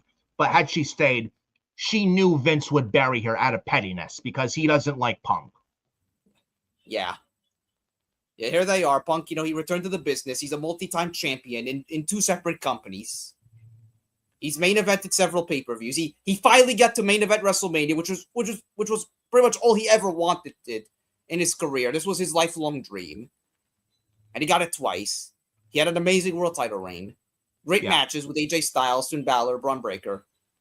He made the World Championship the championship in WWE. And this was an amazing match. This is not just one of the best matches of Punk's career, one of the best matches of Roman's career. This is one of the best matches in WWE history. Not just WrestleMania history. This is one of the best matches in WWE history. The year-end award show for 2026 end of this year, bro. This match is absolutely zero questions asked going up there as a match of the year candidate. Yeah. Yeah, Punk had an amazing performance. This guy's 47 years old. This guy took 7 years off of professional wrestling. He finally regains his love for the business, and he's been on this amazing run from AEW now to WWE. He's had an amazing comeback run. I could be more proud of the guy, and he got to main event WrestleMania as well, which is I would love. I know we may probably mention Vince too much here. I would love to know what Vince is thinking watching this, seeing the guy that he hates in CM Punk main eventing as world champion, and Vince is not there. I would love. Well, I don't know if he was punching air that his guy Roman Reigns won, but he was probably punching air at the same time with Punk there. Yeah, punching air. Seeing the guy he hates main event as champion. If only CM Punk got the chance to punch Vince for real. I'm sure he would have loved to do that. Yeah, but he probably wasn't. Well, Vince McMahon has some kind of lawsuit still, Janelle Grant, that could go to trial this June. Okay, just wait. Apparently, I think it's some kind of the Janelle Grant case still going on. I think a merger lawsuit as well that's against Vince McMahon and TKO that may go to trial this June, which I'm hoping it goes to trial. Yeah, but this was an incredible match. Honestly, this is what Cody and Randy should have been on night one. What they did here, there was no shenanigans, there was no interference, there was no celebrities, no. And I thought the Usos would come out, screw Roman, or The Rock. There were people throwing rumors The Rock was in Vegas, landed from a plane in Vegas, and though The Rock's going to show up and set up Rock and Roman for Mania 43 in Saudi. No Rock, no Usos. And looking at this back, I don't think we needed it. We got a clean, decisive finish. That's what the end of a WrestleMania main event should be. Yeah, you got two larger-than-life characters, two larger-than-life personalities, putting on a fantastic match, putting on a clean match, and the one thing they want above anything else is to be the best. Who's the better man? And to be the world, and above all else, not just to be the better man, who's the better wrestler, but be the world champion. Honestly, I can't recall the last time WrestleMania, the end of an actual WrestleMania main event, ended in a clean finish with no interference. Just two guys proving like who wants it more, who is the best. I think the last one was, Kevin Owens and Sami Zayn versus the Usos. Yes. WrestleMania 39 in Los Angeles, night one. I still there was no interference, there was no ref bumps. There was all that, just two teams. You're going out there to see who's the best. Yes. Who wants to be the champion. Yeah, but this was matches even like John Cena and Shawn Michaels from WrestleMania 23, that had a clean, decisive finish of proving who is the best, who wants it more, like who wants to be champion. Yeah, Shawn Michaels and The Undertaker. Rock and Cena. Yes. 26, Taker and Michaels, 28, Rock and Cena. Even Triple H and John Cena from WrestleMania 22 when Triple H tapped out to the STF. That was even another one. Batista Triple H from 21 WrestleMania. This is what WrestleMania main event should be. You got two larger-than-life characters just fighting it out to see who's the better man. And to see and the winner goes out as the world champion. This is what it's supposed to be. Not celebrities, not try, unless maybe Tyson and Mr. T. Their involvements were great. But no fucking Travis Scott, no Pat McAfee, no Jelly Roll, no this celebrity, that celebrity has no fucking business being in WrestleMania, who should be nowhere near it, where WrestleMania does not concern these celebrities whatsoever. No, a clean, decisive finish. That's what it's about for WrestleMania. Yeah, this is what the main event of WrestleMania is supposed to be. And I'm glad they let Punk and Roman do their thing. They got time. The entrances were great. The introduction was great. The match was great. The story they told, impeccable. Really nice spots. Punk was all busted open. There was an elbow drop from Punk to Roman through the announce table. The announce table broke. There was Roman Reigns about to the GTS. Punk with a spear, stealing each other's moves. Yeah, like just tremendous. There was like literally, a GTS. There was nothing bad about it. There was a GTS and Roman, then Punk to his knees, then picking up a deadweight Roman, then Punk collapsed. Punk and Roman exchanging rights. And then Punk tried to right, but honestly, Punk, and nobody was but there's a winner, there's a loser. Both Roman and Punk both won, even though Roman won the belt. Both men won here. Punk fought to keep his championship until his last breath. Pretty much this match. Try to exchange right to Roman, but nothing left. Roman with a spear, 1, 2, 3. New world champion. And CM Punk lost nothing here. Roman won. He looked good. And you know who else looked good? CM Punk. Oh, but there's a winner, there's a loser. No, both men look good. Both men came out a winner in this. Not just Roman. This was a we talked about for many years to come. Both guys look tremendous. That's something you're going to tell your kids and their Oh, sorry. phone just dropped. Sorry about that, guys. Phone just dropped. So, anyways, but yeah, This is something you're going to tell your kids about and your grandkids and their kids about. Yeah, this was tremendous. One of the best matches in WrestleMania history. One of the best matches in WWE history. An incredible performance from both these men. They should be proud of this match. This is a match that they both should be proud of. CM Punk brought the world championship, the world heavyweight title, where, I mean, yes, it's a second place world title, but with CM Punk, made it not that, made it a lot higher than that. And you damn well believe Roman Reigns will do the same thing too. He got this to the main event of WrestleMania. The World Heavyweight Championship has not main evented WrestleMania, I don't think, since 2008 WrestleMania 24 in Orlando, Edge versus The Undertaker, when Undertaker had the streak. Yeah. The World Heavyweight Championship has not been defended in the main event of WrestleMania since 2008. Almost 20 years ago. 18 years since the last time that happened. Yeah. I mean, what did we get after that? I mean, show. Oh, it's just, is Vince McMahon trying to meet you again, bro? Yeah, but then after that, what? Del Rio versus Edge, Sheamus and Bryan. Yeah, Sheamus and Daniel Bryan, 18 seconds, remember?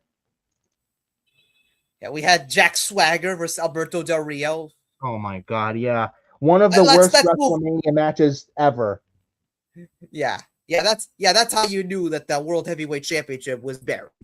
That was bottom of the barrel. That match, at that point, the world title in 2013 was at that point, dude, bottom of the fucking barrel. Yeah. See, this time barrel. And here it is, like nearly 20 years later. Since for the first time since 2008, it's back in the main event of WrestleMania. And it's because of the work that CM Punk put in to make it prestigious. And you damn well believe Roman Reigns will do the same thing, maybe more. And now that Roman's full time again, he signed a new deal. Apparently, his deal was up after Mania this year, but he signed a new deal. And I read something, it is full time. It's not part time anymore, and he is going to be there often. He even said the post show for WrestleMania Night 2 this year that expect him to see a lot in the summer. So it looks like he's sticking around. And now, at first, I was against Roman as champion, unless he was going to be there often. If he's going to be there often, I don't mind this. We're looking in for a good title reign with Roman as full time, if that's the case. But I'm gonna get out of here right now. Now he's not going to be champion for 4 years or 1,300 days. Yeah, I gotta get out of here right now, though. I'm doing some work. I'll be watching the rest of the show. But before you go, though. Before we go, SummerSlam. Night 2 SummerSlam. Roman and Oba. Book it. Absolutely. Or maybe at least the latest Roman holds a title till Mania where he drops to Oba, but we'll see. But real quick before you go, and probably before we go, real quick, I want to talk about this TMZ stuff with CM Punk. And these fans. We could talk about it because I gotta go right now. You could talk about TMZ and Raw. About the wrestlers at the hotels and airports and all that. I gotta get out of here right now. You could do Raw as well. All right. I'll be watching. No problem. See you guys later. Love you all. Yeah. See you later, bro. So no worries on that, man. With he has to go do something that's not an issue, but looks like the rest of this right here, rest of the show, talk about the TMZ CM Punk situation. Raw after Mania a little bit. Pretty much talked about almost Raw after Mania here. Mixture in the show. But Roman and Punk was the classic. And like I said, nothing else to say about Roman Punk. It was the classic match of the year candidate. It's going up there, match of the year. Potentially a potential winning candidate for end of year awards show when it comes at the end of the year. No questions asked. But Roman and Punk, Roman wins the championship. Roman's a new World Heavyweight Champion. Looks like he's there full time. So At first, I was like, Roman as the world champion, I don't like it unless he's going to be there often. Like, he doesn't need to be there every week, but if he's there 3-4 times a week, or even twice, like 2 out of 4 weeks, then fine. But Roman's your new world champion. And then the Raw after Mania, thought, honestly, to me, one of the best shows. Like, I will say Raw after Mania. Want to get my opinion? I thought it was a thumbs up show. There was a lot of talking points, very newsworthy show. Got some call-ups. Ethan Page and Sol Ruka called up. We got the IC title mix with Rusev and Javon Evans and Penta and Ethan Page in the mix. That was really nice. Jacob Fatu challenges Roman Reigns for the World Heavyweight Championship at Backlash. The Street Profits are back. Seth Rollins, Braun Breaker, this story.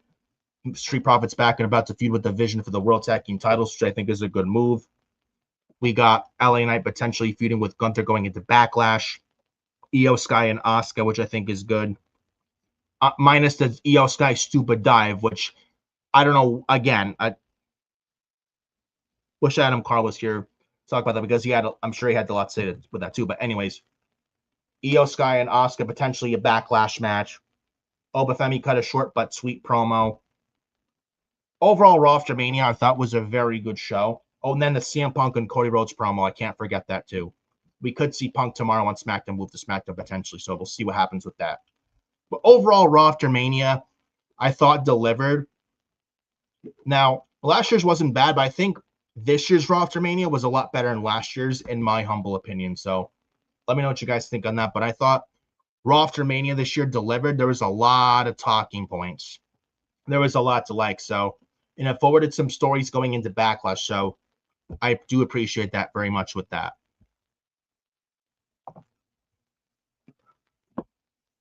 And Ricky in the chat, that was the worst Raw ever. Raw after Mania ever. Cool for NXT Club, so it wasn't exactly unmissable. I may have to disagree with that. Agree to disagree, and you have a right to your opinion. So agree to disagree, but I respect your opinion though. I was expecting the Rock to come out. I don't know. You could have gotten him at Mania. I don't know if Rock can commit though. That's the thing. If he's not going to commit, then have him be off TV unless he's going to commit. He has his movies, and I think he has some movies throughout the year as well, if not mistaken. I think he has like 1 or 2 movie projects, I think. Correct me if I'm wrong. I thought I'd seen something in that, but anyways, but yeah, just in my opinion, I think Raw after Mania this year delivered. Now, this was mainly a WWE talked video. We'll resume the WWE and AEW talk next week's episode 23, next Thursday. But today's video just mainly WWE talk because it was WrestleMania this past weekend and all. So that's that with there. And then the finale talk with this episode here, the TMZ stuff. Now, if you watch a little TMZ thing Monday afternoon, CM Punk, now there was at the Las Vegas hotel, there was a fan video recording CM Punk's wife, AJ Lee, and their best friend, Bayley. They were hugging each other at the Las Vegas hotel. This guy is video recording AJ Lee and CM Punk, and Bayley says, go away, get out of here. And no, stop doing that. And Bayley told this guy to stop, and he wouldn't stop. He continued to video record them. And then CM Punk took matters into his own hands and slapped the phone out of this guy's hand and told him stop. And then I think security was around as well.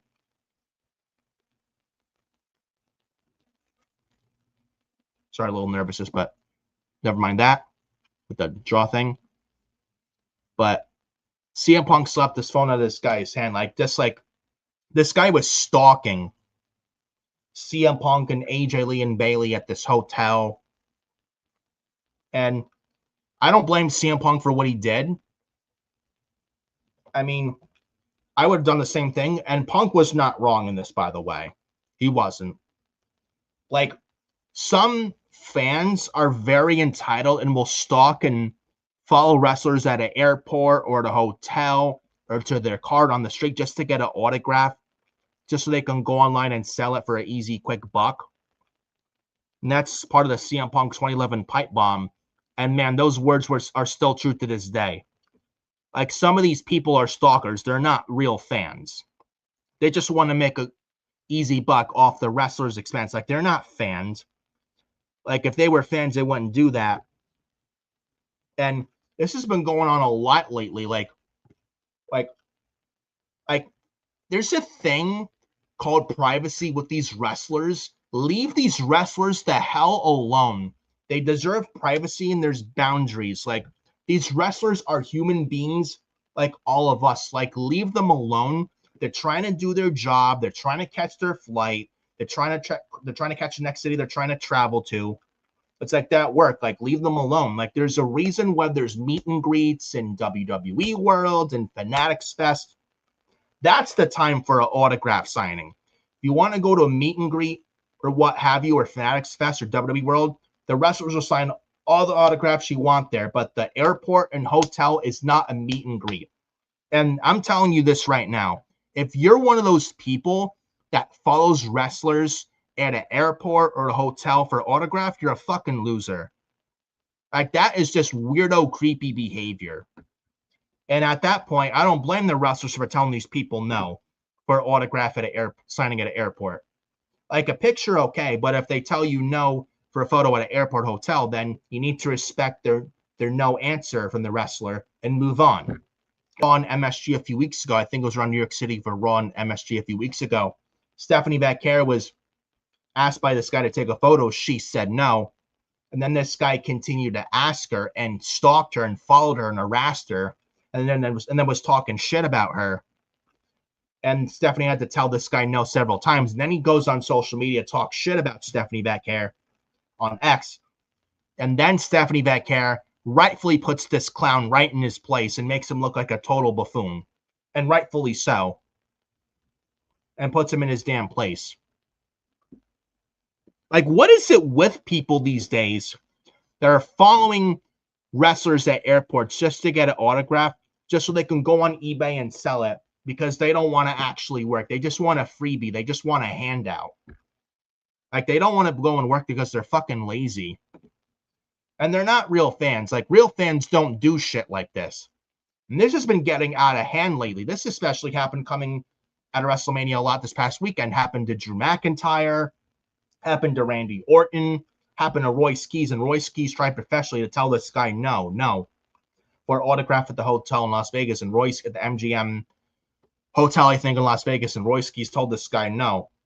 And this guy looked like he wasn't going to stop. And Roy Skis tried to respectfully tell this guy, no, this is not the time. Get away from me. Stop. No, go away. Happened to Damian Priest as well, I think, too. Happened to Booker T when Booker T was trying to use the restroom. Yes.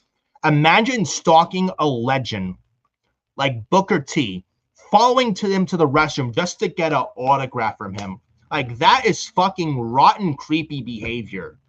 Like, that is a huge no-no. And there's a reason why there's meet and greets. Why can't you get an autograph at a meet and greet? Like, leave these wrestlers alone. There's a thing called privacy. They're human beings at the end of the day. Like, all of us. Respect their privacy, and if they tell you no, respect it and move on. That's it. Seriously. This happened also recently with Obafemi and Dominic Mysterio at a hotel in New York City a few weeks ago, where a fan was begging them for an autograph and they were getting in their Uber, and Oba and Dominic ignored this guy. And then this guy was talking shit. Oh, what a dickhead. Fuck Obafemi. He's an asshole. Like, fuck off there. Like, you were never a fan to begin with. If you're going to beg a wrestler for an autograph just so you can make money, you are a phony and never a fan to begin with. At that point, the wrestlers have every right to be mean to you and tell you no. And I don't feel sorry for you trying to beg them for an autograph. If I was in the wrestler's shoes, I'd do the same thing, be an asshole and tell them no, go away. We're trying to catch the next city. Go away. Get out. Go away. Shoo. Beat it. No. I do the same thing. Like, this is unacceptable behavior. Totally unacceptable behavior. A meet and greet's a completely different story. You go to a meet and greet, wrestlers will sign all the autographs, all the action figures, all the Funko Pops you want there. Airport and hotel is never the place. It's always the inappropriate place to do so.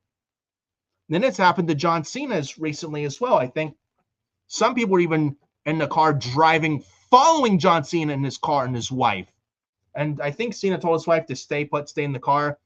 Then Cena told these guys to get out the car. And Cena said, look, what you're doing is wrong. I'll sign this, but this is not okay. Like, this is not okay.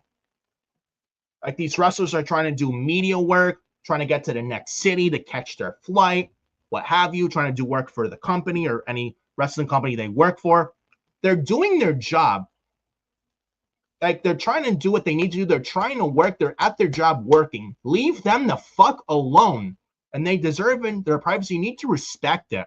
If they tell you no, don't follow them. Just accept the no as the answer.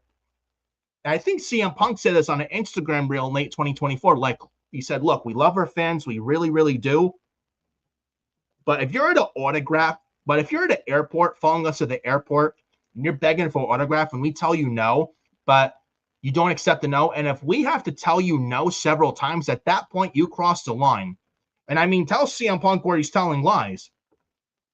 And this has happened several times to, like, Rey Mysterio 3 years ago in 2023, early 2023 at the airport. These people were surrounding him and circling him and swarming him at the airport with all these Funko Pops and action figures and posters. And Rey Mysterio was unmasked, and Rey knew what they were trying to do.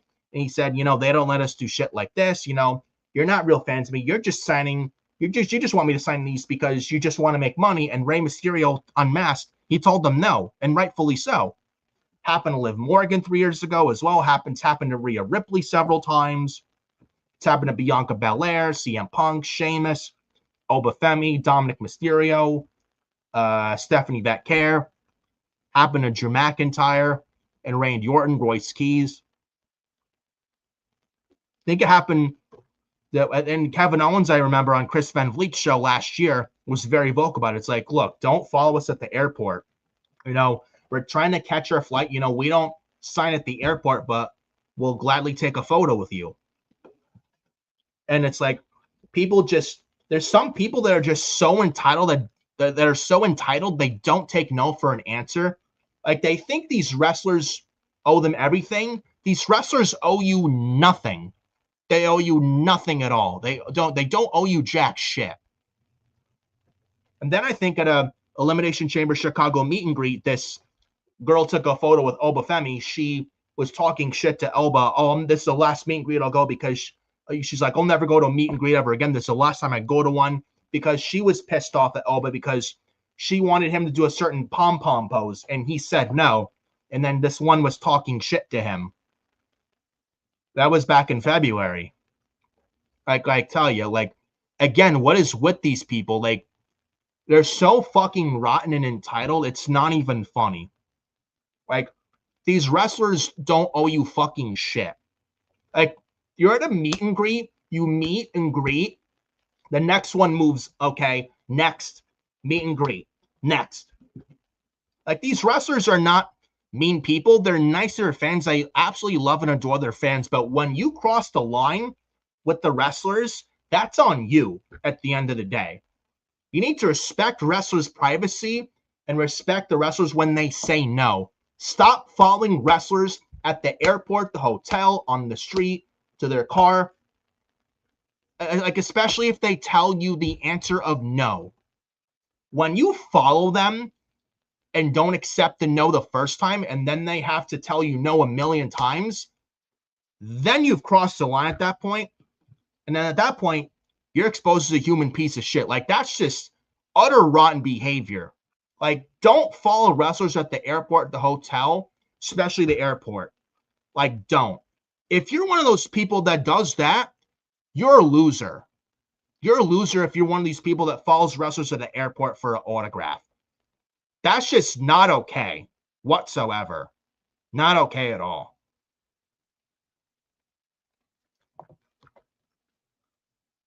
And Ricky even So I pull up some comments in the chat. Ricky says, WWE is actually awarding the fans with Club WWE. You can earn points by showing up to events and meet and greets. You just know some people are going to take that the wrong way.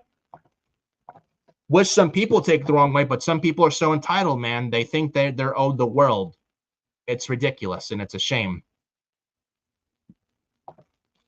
Then Ricky says, also Cody's promo encouraged them by saying they aren't marks, but customers who love the product. Well, I mean, again, fans, people, there's the thing, fans again, people who follow stock wrestlers at the airport for autograph, like you were never a fan from the start. And it's been going on a lot lately. Been getting out of hand, especially coming out of WrestleMania in Las Vegas this past weekend. And it's even worse and scary when it happens to the female wrestlers, like it has happened to Rhea Ripley, happened to Liv Morgan, Stephanie Vatcare, happened to Sonya Deville in 2020 when someone was trying to break into her house. 2020 during the pandemic. Happened to Roxanne Perez last year. Someone threatened to kill her at her house. Thank God that never happened, but it happened to Roxanne Perez. Someone tried to stalk her. You know, it's just happened to Bianca Belair. It's just it's absolutely ridiculous and out of hand. And the better part, where is the security enforced in this shit this past weekend? With all these fans just swarming, hounding these people at the hotel and the airport in Las Vegas. It just, when you have like 40, 50 people swarming you to beg for an autograph at a hotel or airport, it's very, very uncomfortable. And it can get really scary because you don't know what those people have if they have a weapon. It can be really scary. You know? I just hope what we've seen with that regard this past weekend, going into the future from now on, I really, really hope WWE provides these wrestlers a private hotel so they don't have to deal with this, or really enforce security so something like this doesn't get out of hand, because it was absolutely out of hand this past weekend. It was so ridiculous, man, really. Then Ricky says, I would love to see these fans hounding Lesnar. I think they would regret it quickly. Oh, yeah. No lies detected there. And even Brock would tell them no, because he knows what they're trying to do. Like, you think Brock Lesnar's stupid? Like, he's not dumb. Like, he knows these are not fans. They just want to make money off him. Like they're not fans of him. Like, look at Rey Mysterio 3 years ago. He was unmasked, and he knew what these people were trying to do with all these Funko Pops, trying to get him to sign them just so they can sell it on eBay. Rey Mysterio knew what they tried to. He knew what they were trying to do, and he called them out on it, and he told them no. He said, nope, not signing anything, not signing shit. And I think even happened to Sasha Banks in the past. Like, she even said flat out, do not follow me at the hotel. Do not follow me to my car. Do not follow me at the airport. If you do, I will sign fucking nothing, and I will tell you no. And tell Sasha Banks where she was telling lies there. Like, if you want an autograph, go to a meet and greet. Airport is an instant no. Hotel for autograph, instant no. Follow me to my car. Follow me on the street for autograph, instant no. Utterly ridiculous, man. Like, this shit's got to be controlled, and it's got to stop. Seriously. Then Ricky says, did you see the video of Rhea getting hounded her friend? Yep. This was around Clash in Paris late August of last year. There were people following Rhea Ripley on the street, following Rhea Ripley to her car. And then Rhea had to go on X and say, look, we love our fans, but do not follow me at the airport. Do not follow me at the airport or at the hotel, on the street, or to my car. It felt very uncomfortable. And if you're one of those people that does that, I will tell you no. And I will tell you no, and you will feel ugly wrath of me. Like, Rhea Ripley is not a mean person, but when you cross the line, yeah, that's not okay. When you stalk someone, like, just to beg for an autograph, and you're just a stalker, and you're just going to be a creepy weirdo and doing shit like that's not okay. It's never okay to follow wrestlers at the airport or the hotel. Go to a meet and greet if you want an autograph from these wrestlers. Stop following people at the airport. Stop following at the airport. Stop following at the hotel, on the street, to their car, or what have you. If you meet them, if they're out in public and you catch them out of nowhere and ask for a photo, that would be a different story. Or if they're having a bad day and they tell you no, just respect it and move on, and that's it. You know? Like I say, you're out to eat someplace and out of nowhere you see him and you ask for a photo. Sometimes they'll say, if you ask them, hey, you, big fan of your work, I'm a big fan. Is it okay if I get a photo? Sometimes they'll say, yes, absolutely, no problem. Sometimes they'll say that. Sometimes they'll say no. Say, no, sorry, having a bad day. They'll give you why. Or they say no, just accept it. You know? For a photograph, it's just sometimes a yes, sometimes a no. Then Ricky says in the chat, these weirdos won't listen to the wrestlers tweeting they will feel acknowledged. That's how weird they are. Yep. Again, these wrestlers do not owe these people shit. They owe them nothing. Absolutely nothing. Then Ricky in the chat says, the video of some guy singing to Cena super weird. Yep, that happened. I don't think this past weekend. I think it was before that. Someone was singing to Cena his song at the airport, which was very weirdo behavior, like very creepy-like behavior. And I think Cena called him out on it, and he got nasty with this guy and told him no, and rightfully so. I'd do the same thing if I was John Cena. Like this. Like, this is not okay to just hound people, to hound wrestlers like this. I hope, especially with what happened this past weekend and the CM Punk TMZ stuff, and CM Punk did nothing wrong, by the way. And I always see people, oh, CM Punk is fragile Phil. Oh, he's a cancer. This is why AEW and Tony Khan let him go. That's why they fired him. Like, fuck off. CM Punk did nothing wrong and pretty much defended his wife. I do the same thing. This guy was told no to stop filming AJ and Bayley. This guy was told no, and he refused to listen. I mean, what else did you want CM Punk to do? And he's defending his wife. But he was told no. He doesn't listen. And of course, CM Punk's going to slap the phone out of his hand. I do the same thing, too. I do the exact same thing, too. So CM Punk was not in the wrong. He was actually right in this. And fuck this person who tried stalking AJ, Bayley, and Punk. And then this same guy says, oh, I don't want to sue CM Punk. I want an apology. What? An apology? Yeah. Good luck with that, because you ain't getting it, buddy. You ain't getting it whatsoever. But I swear to God, these people, these fucking weirdos, dude, like, so goddamn entitled. I hope with what happened this past weekend in Las Vegas WrestleMania weekend, I seriously hope in the future WWE enforces this security, because this is not okay. This is very unacceptable behavior. Big time. Totally unacceptable behavior from these fans that just want an autograph so they can sell it on eBay. Like, those are not fans. Those are not fans, and those people are just straight up assholes. All of them. Fuck them. Those people that are following wrestlers at an airport. Like, again, if you're one of those people that follows wrestlers at an airport or the hotel, you're a fucking virgin loser, and I mean that wholeheartedly. Stop following wrestlers at the goddamn airport. Go to a meet and greet if you want an autograph. Plain and simple. And I guess we'll end the video here with this. After reading this comment, I meant the guy who went up to Cena in some bar. He didn't even say hello. He just thanked him. Yeah, I know what you meant. I seen that too. Very creepy behavior from this guy to Cena. But that is all, folks. For sorry